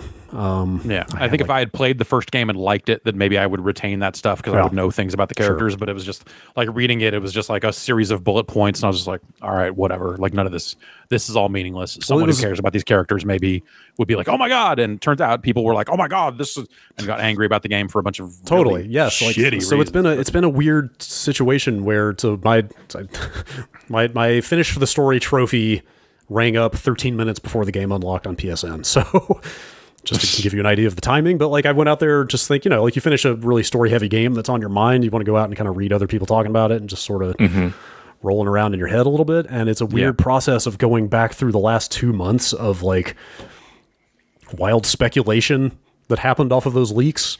Because did some of them turn out to not be correct? Well, on top of that, like the leaks were like snippets of footage got out, and that was footage of the real game, right? But people jumped to a bunch of conclusions based on little slices of the game. So there were all these sort of like held truths about this game that people have been arguing about for the last couple months, apparently, that turned out to not actually be in the game. It's just like, it's just the whole thing is really muddy. It's really hard to sift through like legitimate conversation about what is in the game because there's a lot of stuff out there about what's not. But I don't know. The game just came out, what, four days ago? Is that right? Friday. So I feel like we're not quite out of the window yet because like on some level, everything in this game is a spoiler. Like up to and including like the precipitating event that kicks the whole thing off. Right. So we still can't, I feel like we need to kind of give it another week before we just get into it too much. But that thing goes places. And it is definitely a hard game to marathon. Yes. And I had fully intended to like, all right, let's just like full speed ahead, go through it. But even the characters in the game will even say is like, oh, I need a break. Yeah. And then like I'll just need to step away for a bit. But then similar to you, Brad, from last week, I just can't stop going back to it. Like I desperately needed to see where that thing was going. Like I had to see what was going to happen. Like it's it sounds like it's just like a pulpy page turner type novel sort of thing. Just like I have to know how they are going to resolve this story, right? I am super conflicted on how I feel about that game. Right. And I'm not sure where I have landed on it yet. It's still rattling around in my head a little bit, but I think it's super effective at what they're trying to do to the point, almost to the point of excess. Like they just keep hammering the thing they are doing over and over, like way past the point where I had frankly kind of lost my stomach for it. Like there were like 3 points in that game where I was like, oh, fucking enough is enough. Like, please, like don't subject me to this anymore. And it just keeps going. And I have not decided if that was intentional on their part or not. Yeah. I wonder, do you remember exactly when it started to become like a lot of too much? Because so far where I'm at least, so beyond there's a couple scenes beyond the stuff at the beginning of the game, you haven't gotten to any of the stuff that was like, ooh, this is leaving me with kind of an unpleasant feeling. All of that stuff is yet to come for you. It's all very backloaded in the game. Oh boy. But there is a late game. There's a point late game where it's just like I want this to be resolved at this point. and more to the point, like I don't know if there's like a term in game design theory for this or not, but like there's an aspect of this game of like you're embodying a character, right? But it's a character that's making their own decisions and has their own agency. You know, it's not a game like this is not a franchise about player choice or anything like that. Yeah, but they are forcing you to, in order to push the story forward, they are forcing you to carry out actions that, at least in my case, like I very much did not want to do. And right. At that point, your options are either push forward and participate in the stuff you don't want to do or turn the game off, you know? And like, I'm trying to decide if that is a good thing, if that's like an intentional mechanism to make you feel a certain way. You know, and I haven't figured it out yet. And I'm sorry, this all sounds so vague. Like, this would make way more sense if everybody finished the game and there was no holds barred here. But I think hopefully we will get there. I do want to shout out all of the accessibility options and like the varying degrees you can adjust the difficulty of the game. If you did just kind of want to blast through it guns blazing, or like if you're just really bad at the stealth, there's a ton of options to help fix that. You can make the enemies like super duper blind than they already are, or you can turn yourself into like Iron Man, almost like pretty dang near invincible. Also, I was like, wait, you can fly? What? Hang on. Yeah, just AC/DC just blasts all the time. And then one of the accessibility options is I wind up doing this in a lot of games that have like a listen mode or a detective vision mode where I'll just constantly be like flicking in and out of it just to find collectibles or whatever. There's a high contrast mode, which kind of completely changes the listening vision, and that you can kind of make out all the like different little collectibles, whether it's like the resources or like other ammo on the ground. Or like the notes you can find around. Yeah, isn't that the one that like highlights like friendlies versus enemies in different colors and stuff like that? Yeah. Yeah, that stuff's super cool. Yeah. I might end up doing a second playthrough just because I've got most of the trophies and I kind of want to get the rest. The one thing I want to do is turn the slider for AI buddy aggressiveness all the way up and see if they will just roll through the game like just being total shit kickers and just kill everything for me. I did that because I wanted to test out how that was in general. Yeah. And I had dropped down into an encounter, and then my AI partner just went like ape shit. Yeah. Like I was like, yo, you need to chill. They'll hear us right now. Like, conserve ammo. Yeah.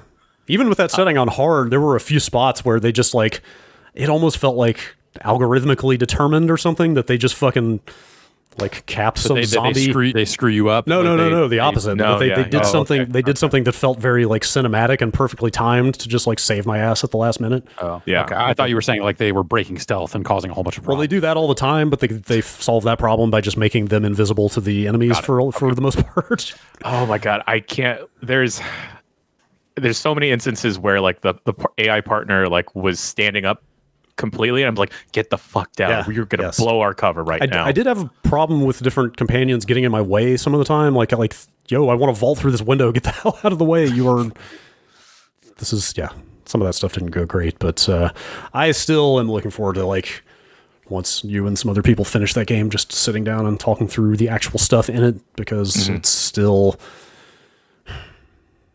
lot. It's just a lot to talk about and to decide if, you know, is what they did intentional, or the effects they achieved like a good thing or not. Like there's a lot to chew on there. And it's making me more curious of when I go outside, if there's like bottles of alcohol around that I just want to grab them, and or just find guitars in the middle of the street. Completely pristine guitars. A fair number of like guitars in good shape in that world somehow. Turns out, but guitars don't make great kindling, so you don't have a lot of amazing reasons to burn them in the apocalypse, I'm sure. So we should move on, because I'm still like self-limiting too much to really talk about the stuff I want to talk about, but there's like god damn it. Well, we were looking forward to getting back to it. We were talking earlier that I was saying that I wish there was a multiplayer mode like the first one, and that might be in the works? I've seen people. I should have followed up on this, but I've seen chatter that Naughty Dog has said they're working on a multiplayer game of some kind. Let me just Google. Yeah, here it is from last November. Naughty Dog working on secret PS5 multiplayer game. Interesting. Which Seems like it would be weird if it was just that. just Last of Us Just multiplayer. like here's a Last of Us multiplayer mode. That seems like I don't remember. maybe it was something that was like informed by that, but its own separate thing. It could be. I don't know, but I don't remember much of that multiplayer mode. But in looking into this, I've discovered that there is a very devoted fan base for that factions multiplayer in the first game. Yeah. There's, now that I'm thinking about it, there's one thing that I really want to mention that I absolutely loved, but that's like a weird personal thing. And I can't. I'll save it. Now I'm super curious. Well, great. Yeah, What I don't can know, we this- talk about? I get that this is. I feel frustrated myself listening to myself talk about Yeah. this. That this conversation is so full of holes. But again, the game is like 4 days old. Yeah. I don't know that we're quite there yet. We're not. We're Yeah. not. Definitely a game that sticks with you, though. What else y'all got? I played a game called Titanfall 2. What? Oh, It's still good. Oh. It's gotten something of a player count bump as a result of its release on Steam. Oh, yeah. It's not quite as snappy as a lot of other games, but you're able to find matches and stuff like that. So I've just been playing a little bit of it here and there. That's still a very good game. It still handles very well. The weird thing now is playing it and then realizing like, oh, this game's like 5v5 or like 6v6, whatever it is. It's like this really low player count on these really large maps because they put AI troops and obviously at some point you are commanding a gigantic fucking mech. So, they have to account for that. And you just think about player counts in battle royale games and stuff like that. And it's weird to think about just how empty that game is now. Which at the time it didn't seem that way. It felt like alive and very vibrant and all the other stuff. And it just made me realize like, man, what could you do with a higher player count in this sort of thing, or what could you do to, with some of the things we're seeing with battle royale games and stuff like that. Call of Duty is trying to, I don't know. It's Call of Duty has a weird mode right now that is a 50v50 or it's some high player count team deathmatch set on the battle royale map, but a small section of it. And so you just parachute in over and over again. And it's like 100 players or 150, whatever it is, all shooting each other in this very like relatively small area. And it's not fun because it's just like snipers and all this. It's like, it's not good, but it's interesting to see them trying to find a way to make something like that work. Because I think if you built a map for it and accounted for that being a team game, that you probably could do something interesting with it. But it's a bizarre experiment. Does that version crossplay with Origin? Do you know?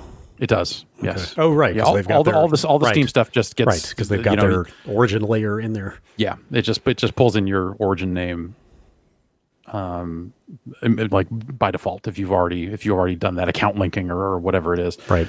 I played some of the Windjammers II demo. Oh, that was part of that cool. Steam festival. There was Summer Game demo. Festival. Is that whole thing still going? Do you know? It is over, I believe. Oh, crap, So those okay. demos, it might be the case that if you have the demos installed, they still run or something. But it is not. I believe the majority of those demos are gone, if not all of them. So I played Windjammers 2 a little bit. Ben and I played it back at PAX 2 years ago or something like that in Seattle, and it's hard to say. I don't know, man. It's the demo is pretty limited. It's got online, and the online, like, basically my feeling was, wow, this netcode is not good. How did they have it set up? Not good enough. Could you just like search matches with this demo version? It was full on. Yeah, exactly. Online? You picked a character, you hit let me play the game, it matched you up with somebody, and then you could play the game. And It's the netcode didn't seem great.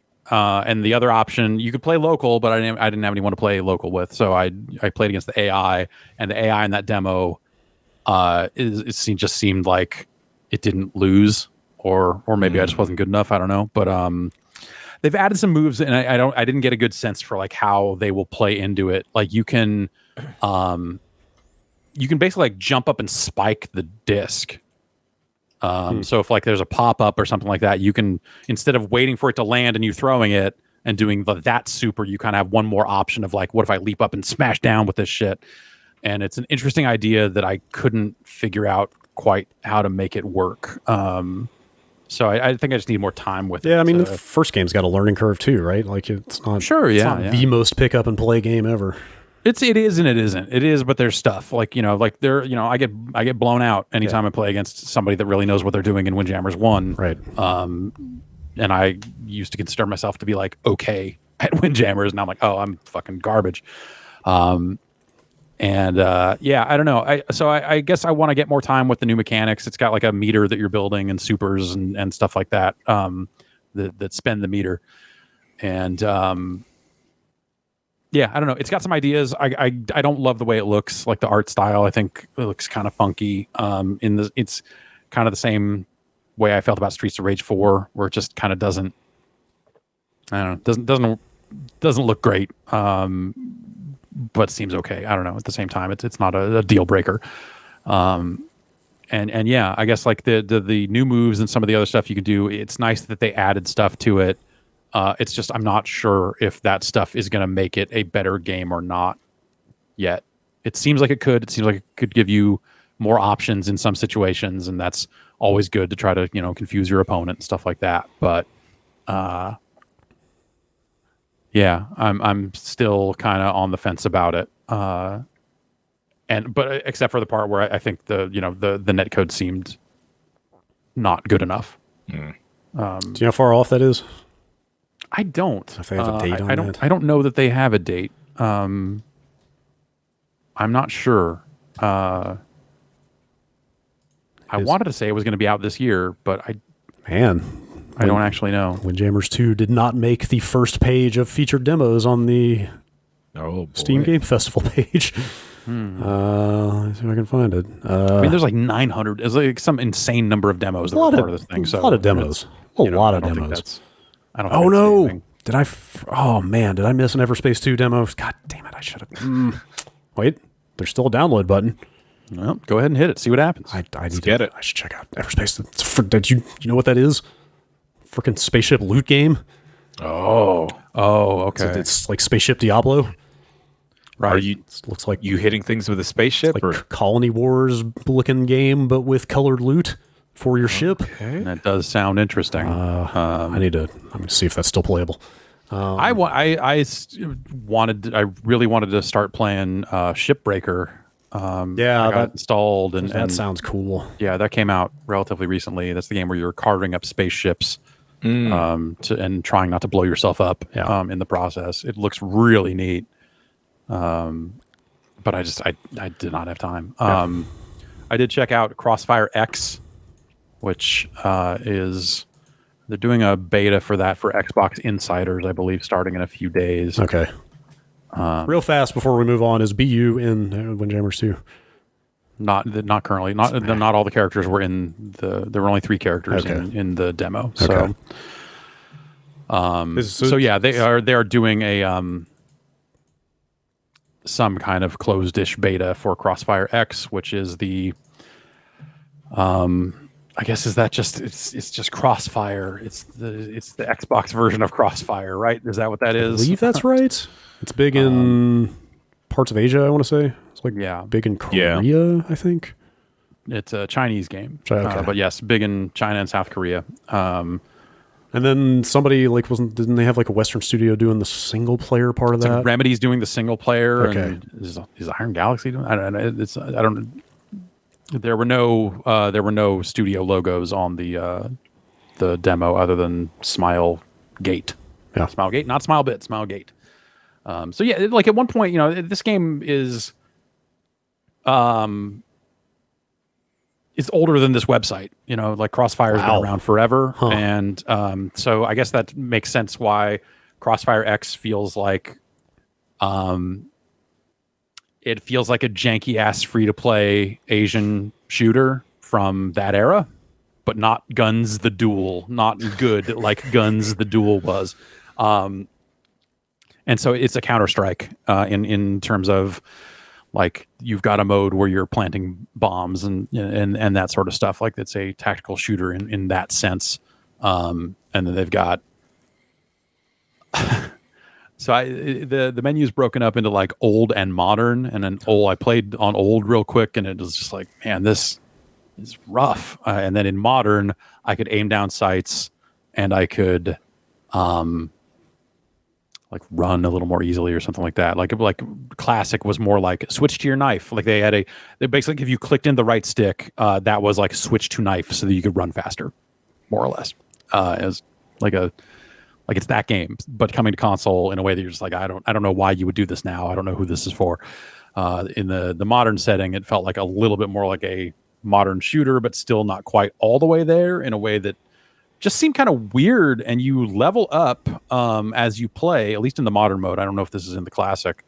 And basically within the confines of a match, you can gain points to spend in like attack or defense or regen, or whatever it is, and you'll get different kind of benefits there, whether it's like, oh, you aim down sights slightly faster, or you can run more. But then that menu, it's like when you have a point to spend, it just says tactical growth,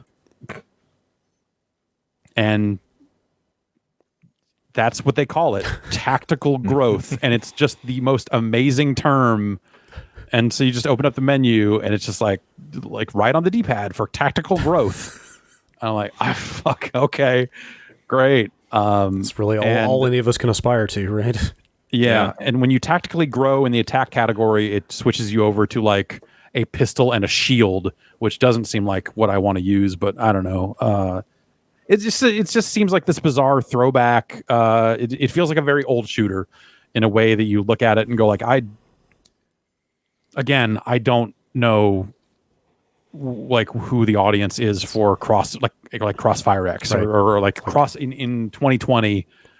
Is there an audience of players out there who were just like, oh man, my favorite Crossfire is finally coming to Xbox. Great, Holy now smokes. I can stop playing it on PC. You might say it's right up there with Phantasy Star Online 2 in that category. It made me think about, like, was there just a concerted effort on Microsoft's part to get games that had strong appeal in other markets? Right. Because PSO2 did pretty well in Japan. And obviously at one point by player count, Crossfire was like probably the biggest game in the world. Wow. Jeez.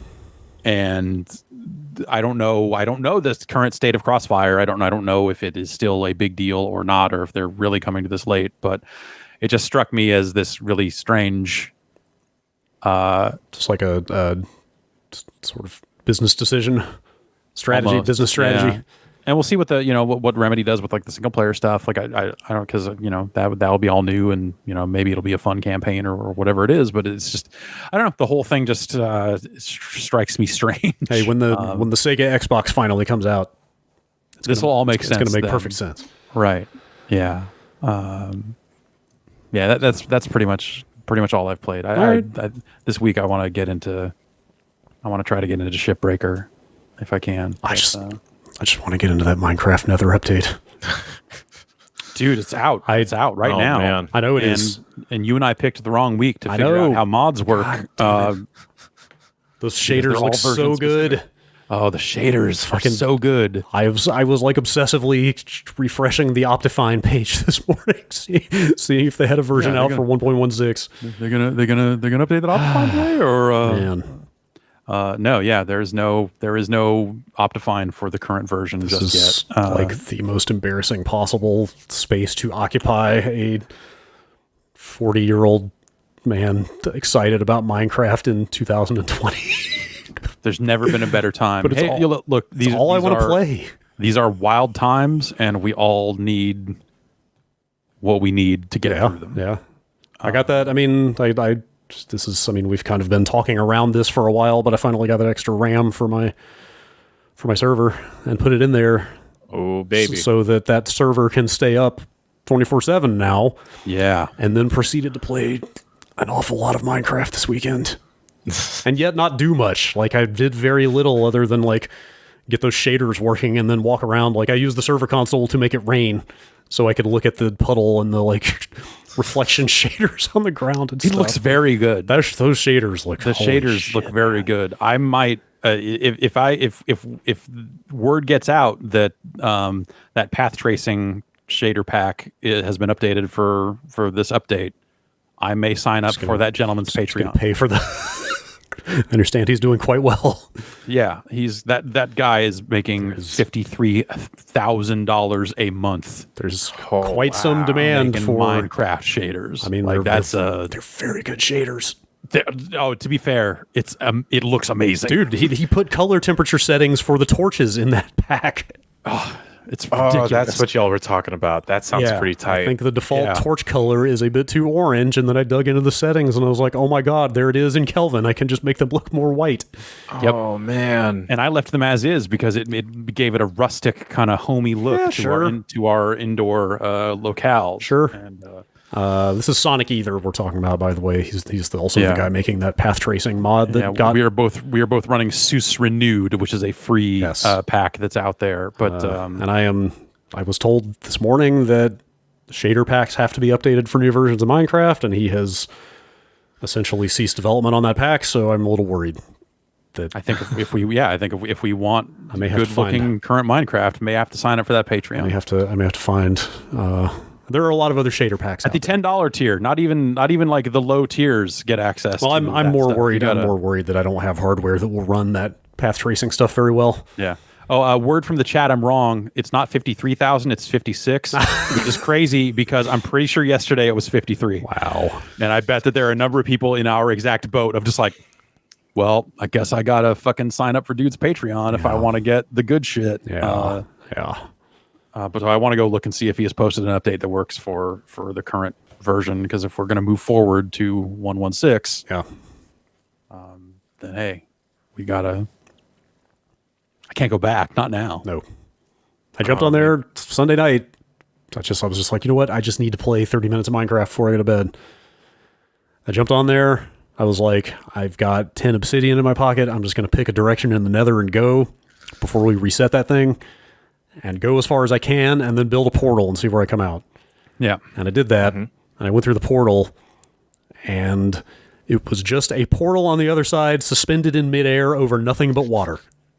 I've done that. And it was like it was like maybe the most amazing moment I've had with a game this year. And I was like, you know what? Fuck it. And I just hopped in the water and swam until I found an island.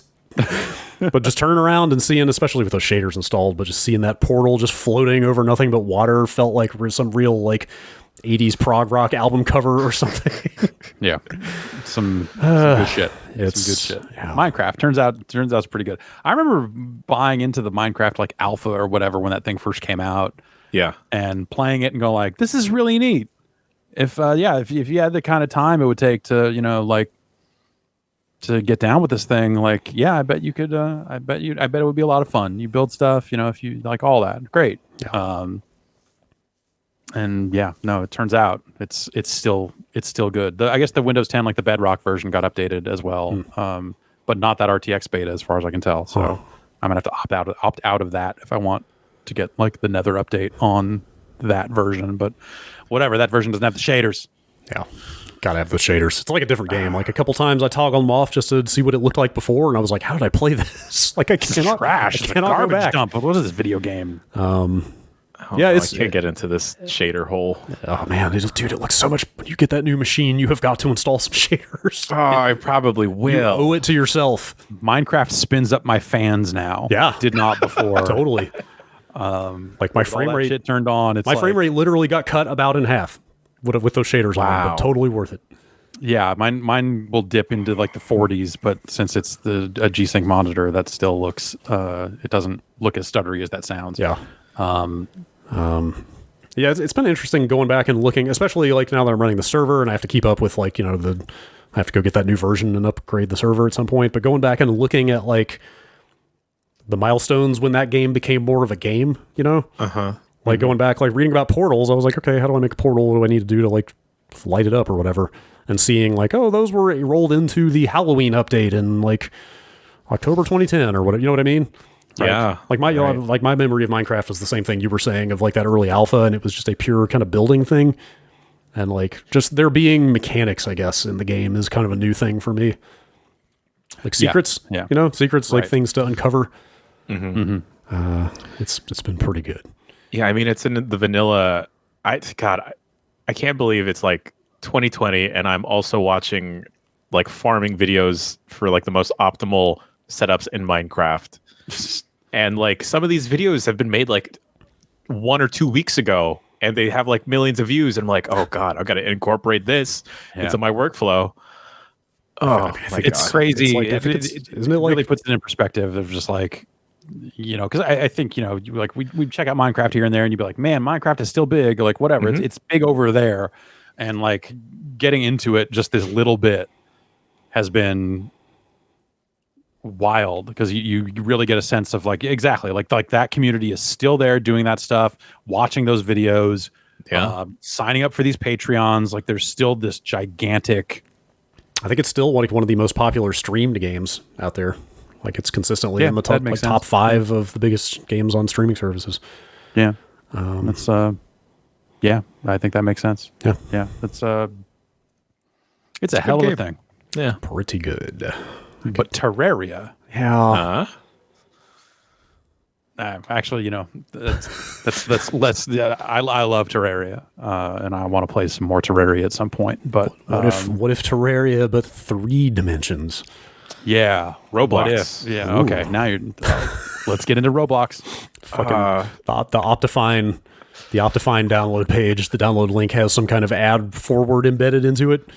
So I clicked to download that thing, and both got the jar file for Optifine and also got redirected to the Roblox sign-in page at the same time. Weird. It's just like, I have got to get out of this. I'm too old for this. You found yourself into a hole here. Can you is Astroneer a game you can beat, or does it just keep going?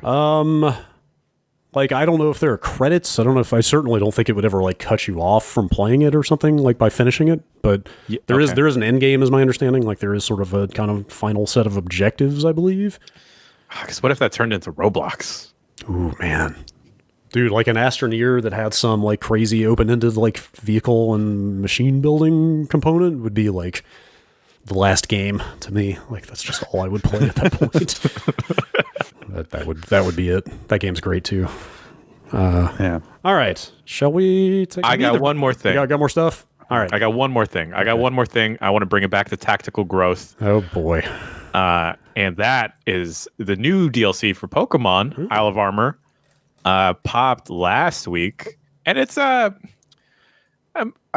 kind of bummed out with the story components of it. It's a very short campaign.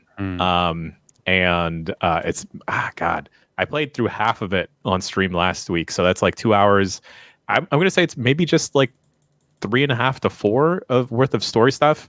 So they've added in like a bunch of new old Pokemon, about maybe around like 140. And like the game still kind of performs very poorly when you connect to the internet, and like there's other players zooming around. Like I've seen again single digit frames while it's been running, even in docked mode. It also had a lot of weird connectivity issues online. All the negative stuff being said, they have introduced a couple like of quality of life changes to kind of gear up your team to take on to hop into competitive easier. They've also added a bunch of moves, which has kind of shaken up the meta in a real neat way. So Pokemon that weren't really viable in this current season, next season I can see skyrocketing in popularity and in use. Also, there's max soup, y'all. You get max shrooms, get some max honey. You can turn any Pokemon that can Gigantamax into a Gigantamaxing Pokemon, so everyone can get chubby Pikachus now. Fine. I always said Pikachu needed a little more meat on the bones. Oh yeah. But yeah, it's neat. The bummer side is just like the game, like the textures. I didn't think they'd like fix anything and be too dramatic with that, but I was at least hoping for, I don't know, maybe making it easier to hop into a raid with other people, and that still doesn't. That's still as clunky as ever. It's still pretty clunky to even just get into like a friendly game. But I don't know. It's more Pokemon, and I hate that I've gone back to it. I thought it was finally free, but then I was getting excited about all the possibilities of fudging around with teams. Do you think with all the outcry around that game's original release last year, just the smaller Pokedex and X, Y, and Z bad textures or whatever, like do you think they actually saw any real hit to their sales numbers at all? No, not at all. Yeah. Not at all. So they don't really have much impetus to make better textures if people are still buying it. Yeah, and I guess I'm part of the problem with that. I think it was like one of the fastest selling Pokemon games, I want to say. Okay. I'd have to look that up. That would make sense given the way the Switch has gone. Yes. It's just God. It's such a bad game sometimes, performing game, but just like the basics of it, of just like the fighting, I can't turn myself away from. And I guess I could just seek out other methods of playing competitive Pokemon online, but then whatever small animations I do got, it's pretty neat. Hey, you must catch them all. I have, Brad. You have to. Well, what if they took them away? If they added catch them all again? The new ones that they added did they add more? They added more in the DLC, right? Did you catch all those too? No, I don't need to catch them all. Okay. I only pick and choose. I did catch. Oh, you got a Pikachu. It's great. Yeah. Got a chubby Pikachu, and then I got a haunted pile of sand. Now we're talking Minecraft again. What's the haunted pile of sand? Soul Sand. It's the last thing I need to know before we move on. Pile of sand. Wait. Okay. All right. Well, thanks for joining us for this segment. We'll be back after this with the emails. See you then.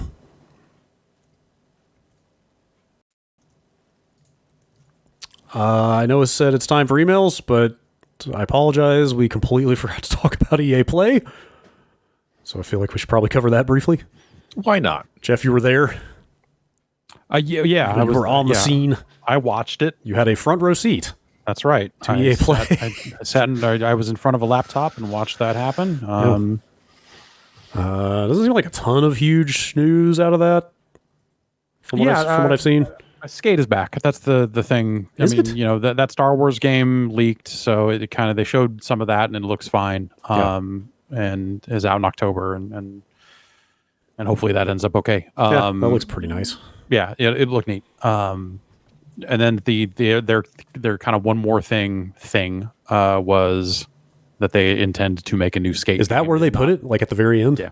Wow. Yeah. Huh. I guess so they didn't really elaborate on what form it would take. They didn't give it a name per se. That they kind of didn't. They just kind of said, "Hey, we're just getting started," and just kind of acknowledged that they are looking to make a new game in the Skate franchise. Am I reading this right in this write-up about what was announced? That a developer said you commented this into existence? Yeah, pretty much. Was that line actually in there? Okay. Yeah. I don't know. I mean, holding that for the last thing in the stream is pretty telling about how they view that, right? Yeah, but also they didn't have. I think it was a problem with that whole thing is they just didn't have a lot to show for anything. Yeah. They had a little segment on kind of the next gen type stuff and showed a game that Motive was working on. Didn't really give it a name. They picked up that Rocket Arena game that I played some time ago that didn't seem great, and that's an EA original now. Yeah, they just didn't seem to have a ton to talk about, and that probably would have been more meaningful if the Star Wars stuff hadn't leaked or whatever. Like if that was if that had been brand new, you'd be holy wow, the first place anybody heard of that game, that would have been way bigger, I'm sure. The developer of Brothers is making a new game. Yep. Oh, it looked like a movie at first. Huh. Yeah. It was, for a second, I thought they were saying they were making a FMV game or something about the guy about Joseph Ferris. I understand it will blow your fucking mind away. is the official pitch for the game.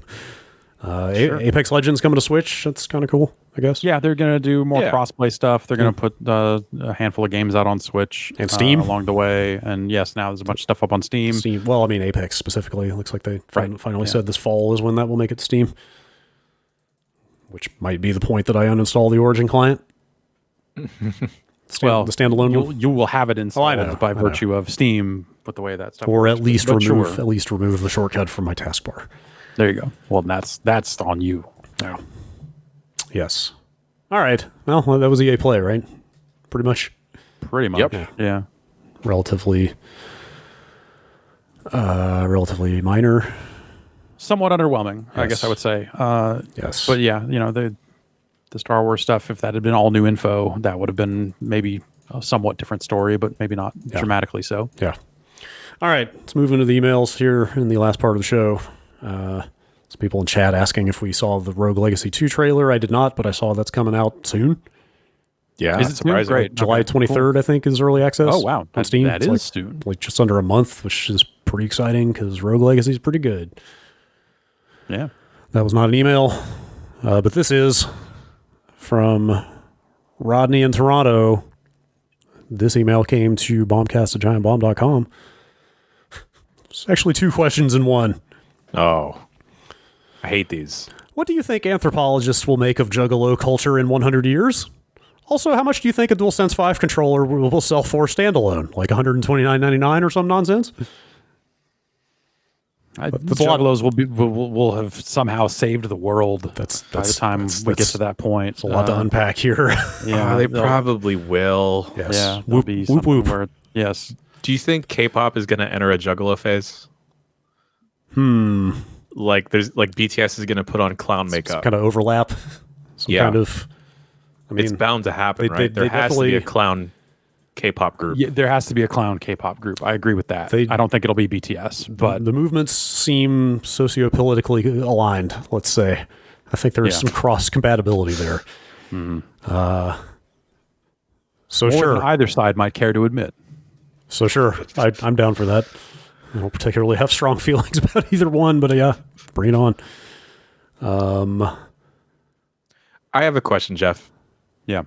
Is Faygo like a soda owned by the Insane Clown Posse? Or no, in fact, Faygo kind of distances themselves from all of that. Oh, weird. Oh, yeah. Okay.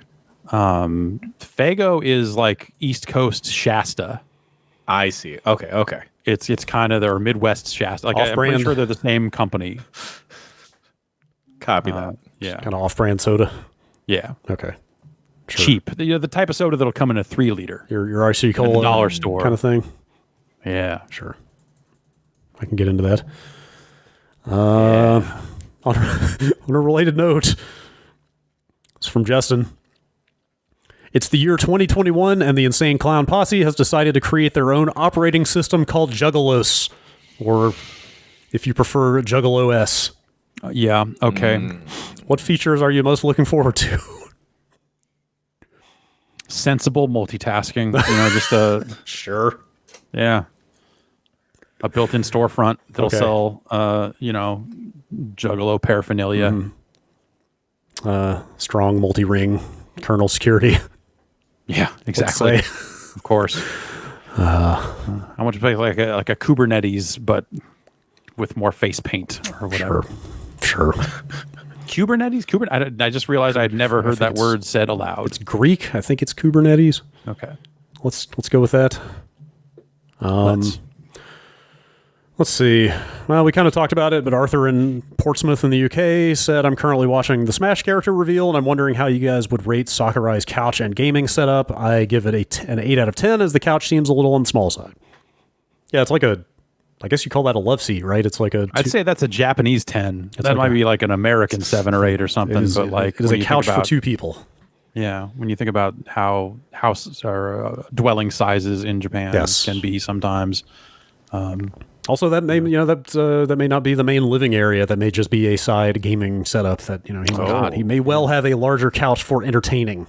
A simulated living room. Well, or elsewhere in the house. Also, there's only 2 TVs there, so why do you need seating for more than 2 people? That's a good point. That's fair. Yeah. I think I saw that he had like multiple of each console in that setup, which if you got the 2 TVs, you're going to need 2 of each console. I mean, that's only sensible. He needs to be equipped. Let's see. Nick from Alameda. Do you guys know what happened to EA Big and its titles? With EA games back on Steam, I can't help but notice the absence of my favorite EA titles, all from the big brand. I've been itching to revisit the SSX series. The original was my favorite, and without emulation, it seems like my best option is to find a PS2. Considering how much Activision... That was a weird way to say Activision. Considering how much Activision is leaning into remasters with Crash, Spyro, and Tony Hawk, etc., I'm surprised EA isn't doing more to capitalize on their back catalog. Curious if you can provide any history about what may have happened. I think that stuff just got eaten up by EA's need to have games sell, a larger, like be annual franchises that sell. I think that the way EA's business was blowing back in those days, the SSXs of the world just didn't fit into that scheme anymore. So, if they're going to make a new skate game and they're going to be out there and say that your comments willed it into existence, then I guess just start hitting the SSX pavement and see where you get. SSX 4. Let's go.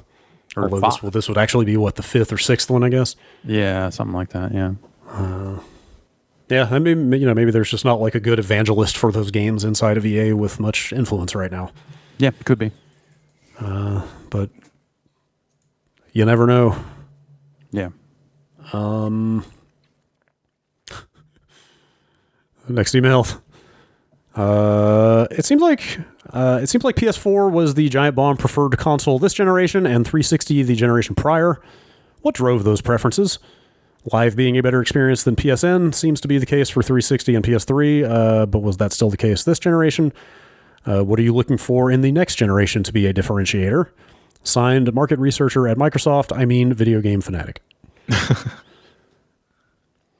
It's the which platform kind of emerges as the lead platform. That's a big part of it. Like that's because that largely determines what we are getting games for. Yeah, some studios ask, or some publishers will ask, which version do you want? Some will not. Some just send PS4 by default. Some do not. It's not. You certainly can get Xbox versions of games if you're adamant about it. Yeah. But it's usually just like, hey, which one is kind of the market leader / mind share leader, and you go that way with it. It's been that way since the dawn of time. As far as like my career is, it's always like, okay, the PS2 version is the version to cover because more people own PS2s. The Xbox 360 version is the version to cover because it's more popular, more people seem to own it than the PS3. So I think that worked out closer. By the end of that generation, worldwide numbers, that ended up closer than it seemed at the time. But the Xbox 360 was like the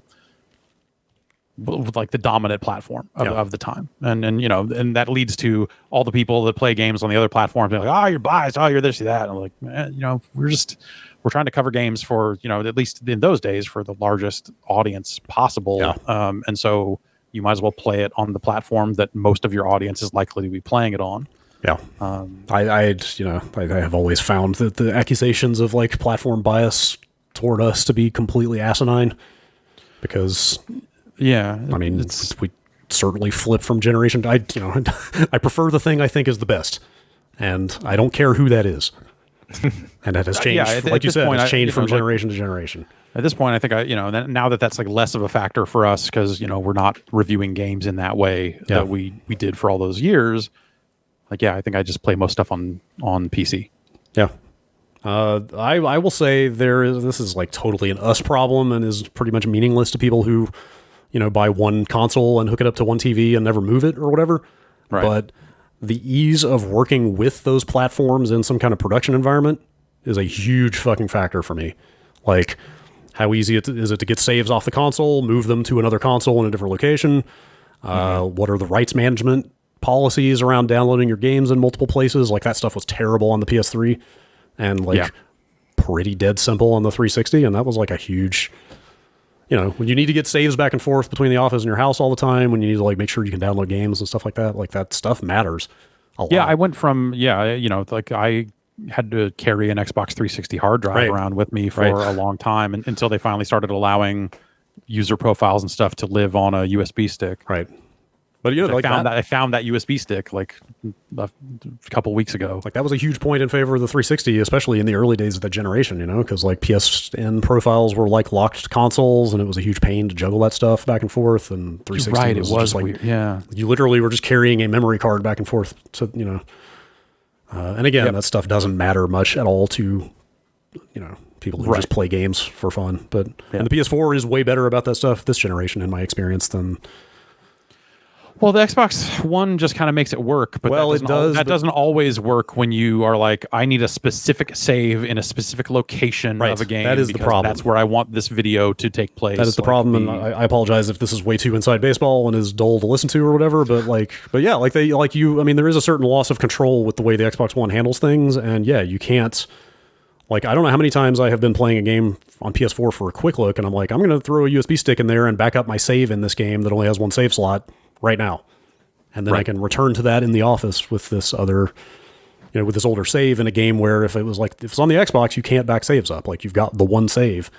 And if it's a game that auto saves your progress, you just can't roll back. And like, there are production considerations around the way these consoles work that I think some people don't have insight into when they question why we play on the platforms we do. Yep. Yeah. So, yeah. So there's that. Actually, I don't know about their last question.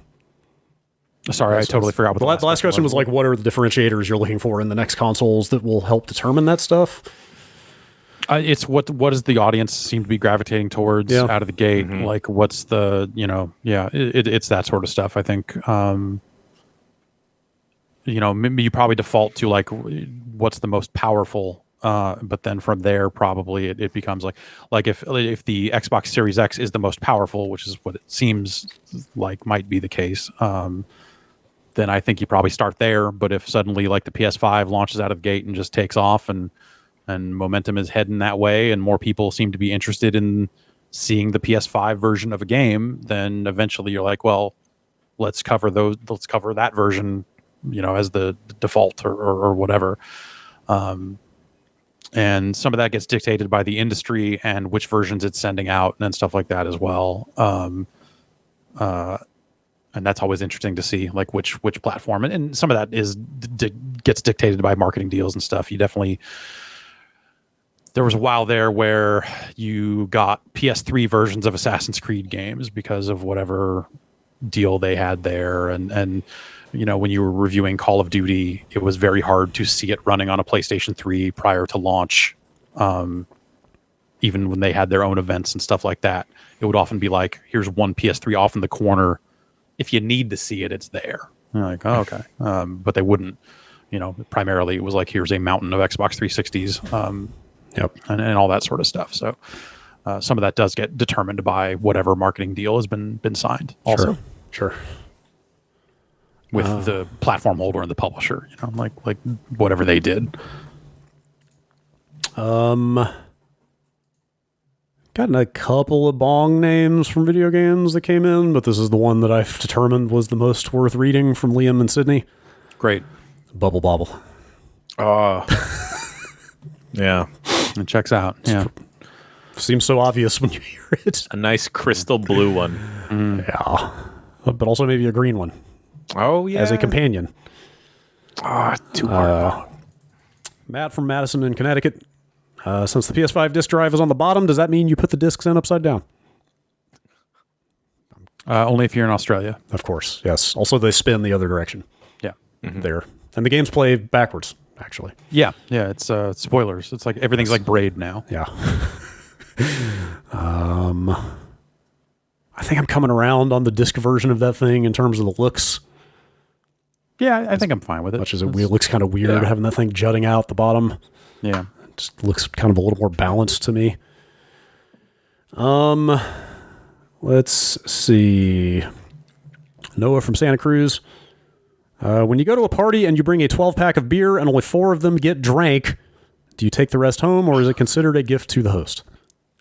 Take it. You could take it back. I think it, it somewhat varies or somewhat depends on the environment, the hosts, the et cetera, et cetera. Like if they super are not beer drinkers and it's just going to go to waste, then I think that's fine. I think the super cool thing to do is just leave it, let it be a gift. But yeah, but if it's just going to go to waste, then I don't know. Maybe you ask. Yes. Maybe you just say like, yes. Hey, is this going to be a hassle, or are you just going to throw this out? Like, I'll take it. Yeah, I think if you want to take them, I would at least ask. Because they threw a party, like it's not nothing. They incurred a cost, right? It's not nothing to hold a gathering. So someone left a keg at a party once. Wow, that's a deposit they're not getting back. I was like, "Are you sure you want me to hold on to this?" And they were like, "Yep, all yours, buddy." So now it's just in the backyard. Free keg.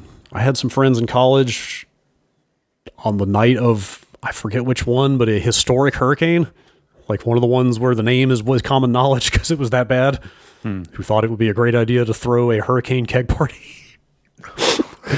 And got a keg that nobody showed up for because of course they didn't, because the police were like, tape your windows and do not leave.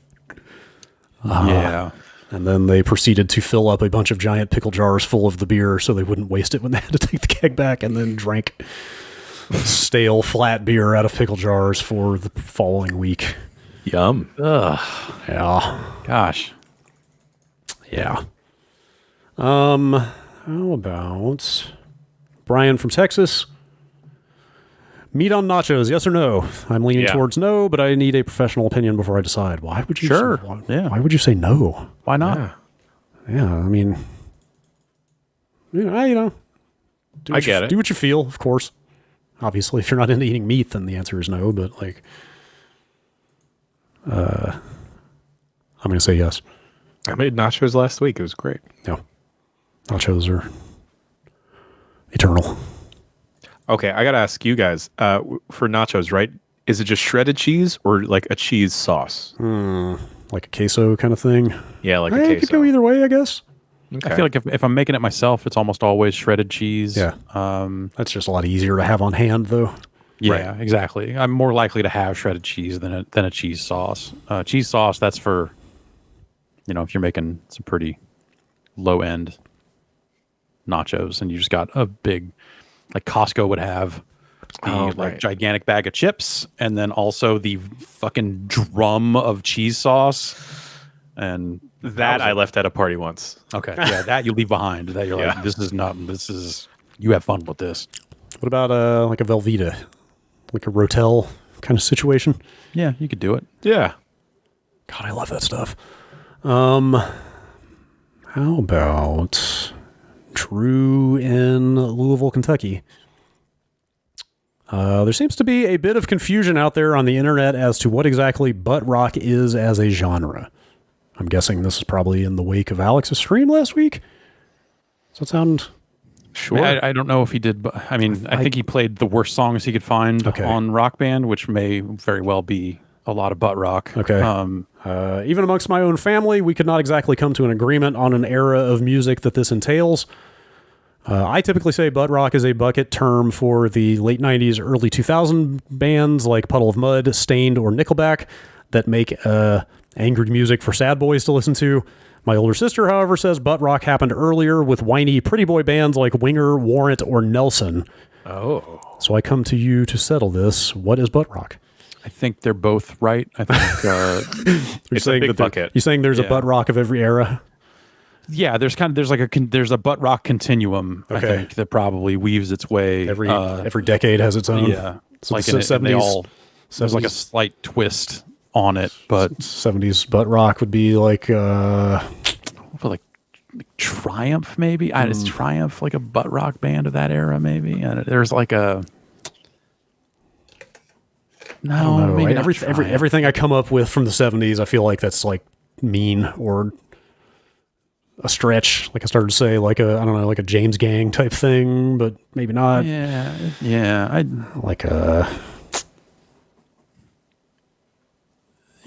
There's an element of cheese to it, right? Right. Should we say there's a Yes, there is. There definitely is. So it's cheese rock. Yeah. But cheese. Ooh. All right. That's not going on my nachos. Chat is not happy with my James Gang suggestion. Like I said, I don't think it actually fits. I'm just trying to throwing out suggestions here. I definitely think of 80s hair metal type I think of the stuff when I stuff. think of. I think of a lot of the like car rock, like mechanic music. Like working on a car. Yes. BTO style, Yes. like 70s type stuff. Yes. Like some fucking real Mopar hits. Uh-huh. You know? Yes.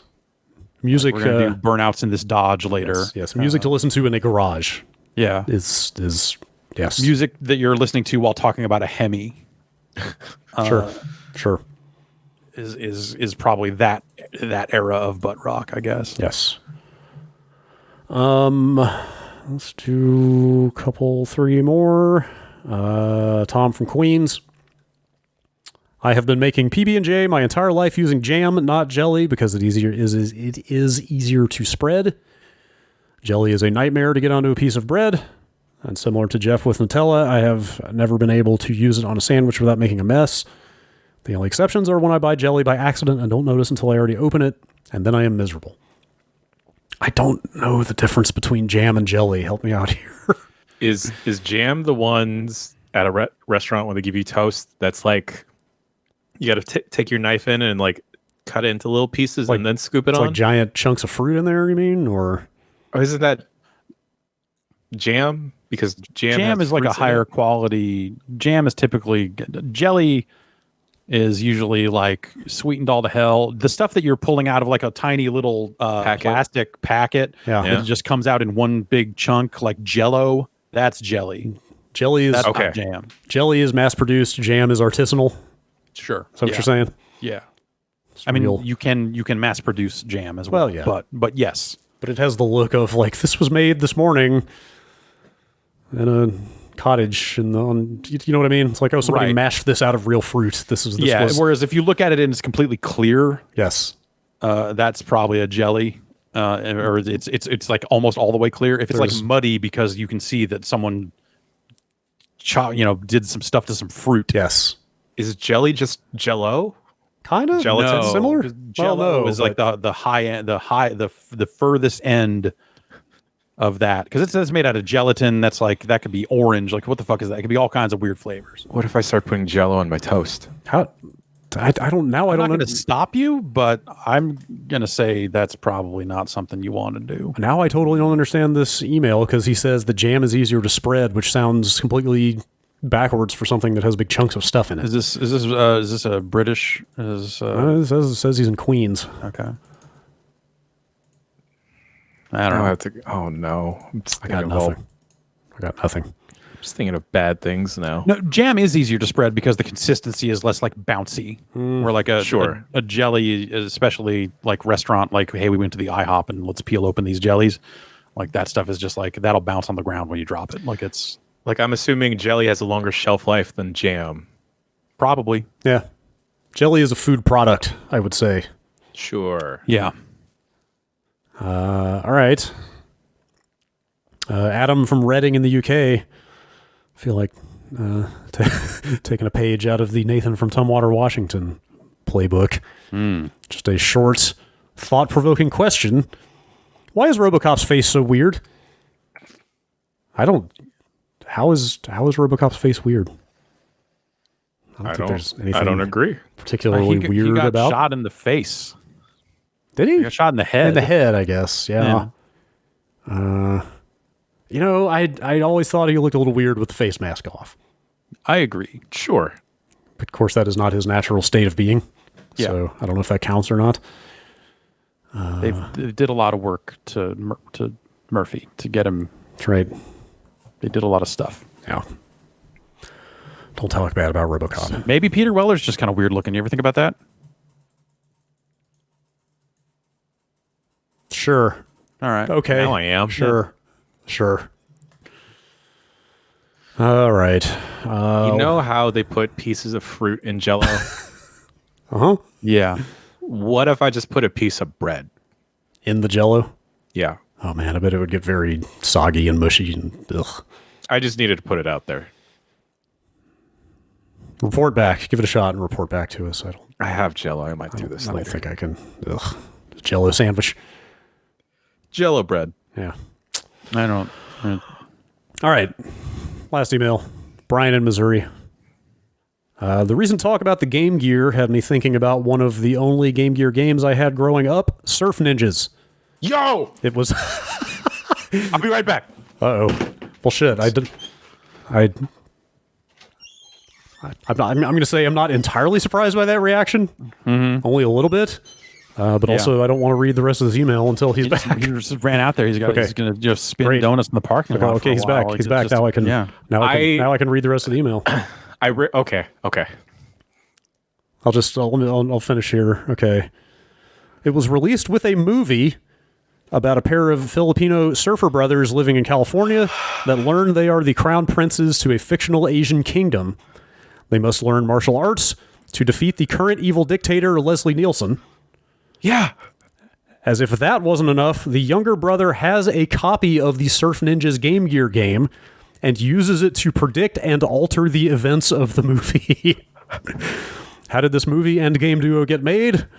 Were the movie and game good? I remember liking the movie and not being able to get very far in the game, but both of those were probably because I was a kid the last time I saw either. Dude, Quan Su, dude. Okay. I don't have I rarely ever get starstruck. I don't put celebrities too high on a pedestal. I don't chase after autographs, but I have this autograph of Ernie Reyes Jr. During a scene from Surf Ninjas, and I told him I really loved. I don't like the Beach Boys, but I like Barbara Ann, that song, because of this movie. Do I have your permission? And then he wrote that. Do I have your permission to use that as this frame of you right now as the art for the show this week? Yes. Oh man, I love Ernie Reyes Jr. That's how can you not? He is the hero. Oh my god. I love Ernie Reyes Jr. That movie, the person that wrote in said there's 2 Filipino kids. Really, it's 3 because Rob Schneider reps from Pacifica, and he's half Filipino also. Fair. So it's like 2.5. Fair. All right, fair. Tone Loc is in that movie too. Wow. Shit, that and Ford Fairlane. Tone Loc my is a master actor. Oh, wow. I enjoy the escalation in every sentence of this email, from crown princes of a fictional Asian kingdom to evil dictator Leslie Nielsen to using the game based on the movie in the movie to change the movie. Yeah, it's great. I have never heard of any of this, but this sounds bizarre. It sounds good And kind of amazing. I love Surf Ninjas. It's kind of amazing. Oh man, they like carved trees into surfboards because the brothers love to surf, and they were like, "That's how we're going to get to the evil base. We're just going to surf there." Yeah, because Surf Ninjas can't rely on anybody else to make that board. No, If you're going to get all the way there on a surfboard, you got to make your own. I cannot tell you how much I lost my shit when I saw that Ernie Reyes Jr. was in TMNT 2, Secret of the Ooze. And as a little child, I was going ape shit. Playing who?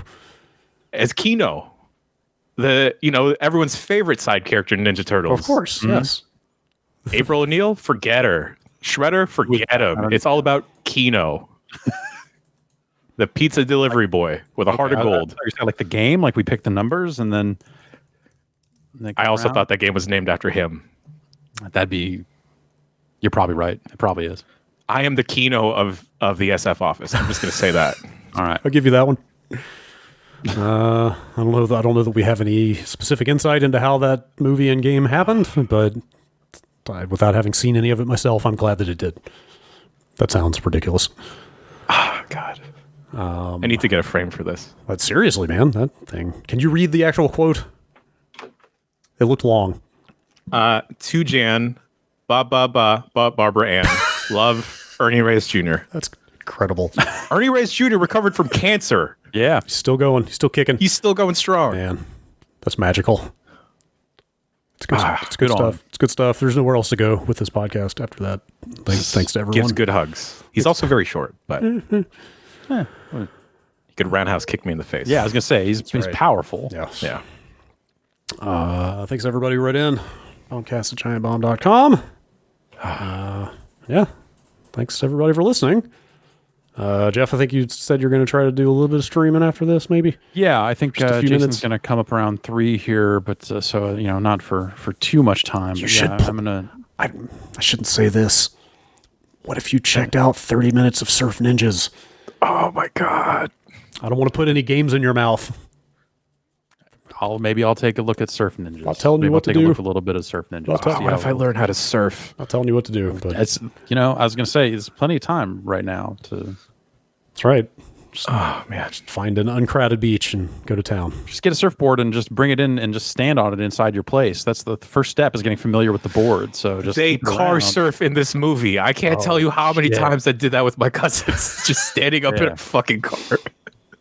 There you go. You're halfway there then. Okay. All right. I'm sorry for cussing so much. I'm All sorry. right. That's okay. Too excited. Okay. Stay tuned for more on that. Yeah, thanks everybody for listening. We've got stuff going on this week. Astroneer will be back tomorrow is the current plan. That Minecraft update is out. We will check that out one way or another. Right. Yeah. I think the current plan is to try to check out that Cyberpunk stream. Yeah. Yeah. I don't know what time that thing is actually happening. Yeah. It's supposed to be Thursday. Yeah. So we're likely going to be talking over that Cyberpunk thing. Yep. Unless there's some weird conflict or just doesn't have. I don't know. I need to track down what time it's starting. But yeah, barring something weird, Yeah. that's the plan. Yes. So, Indeed. So stick around. We'll have some more stuff later this week. And until this time next week, thanks for listening. We'll see you then.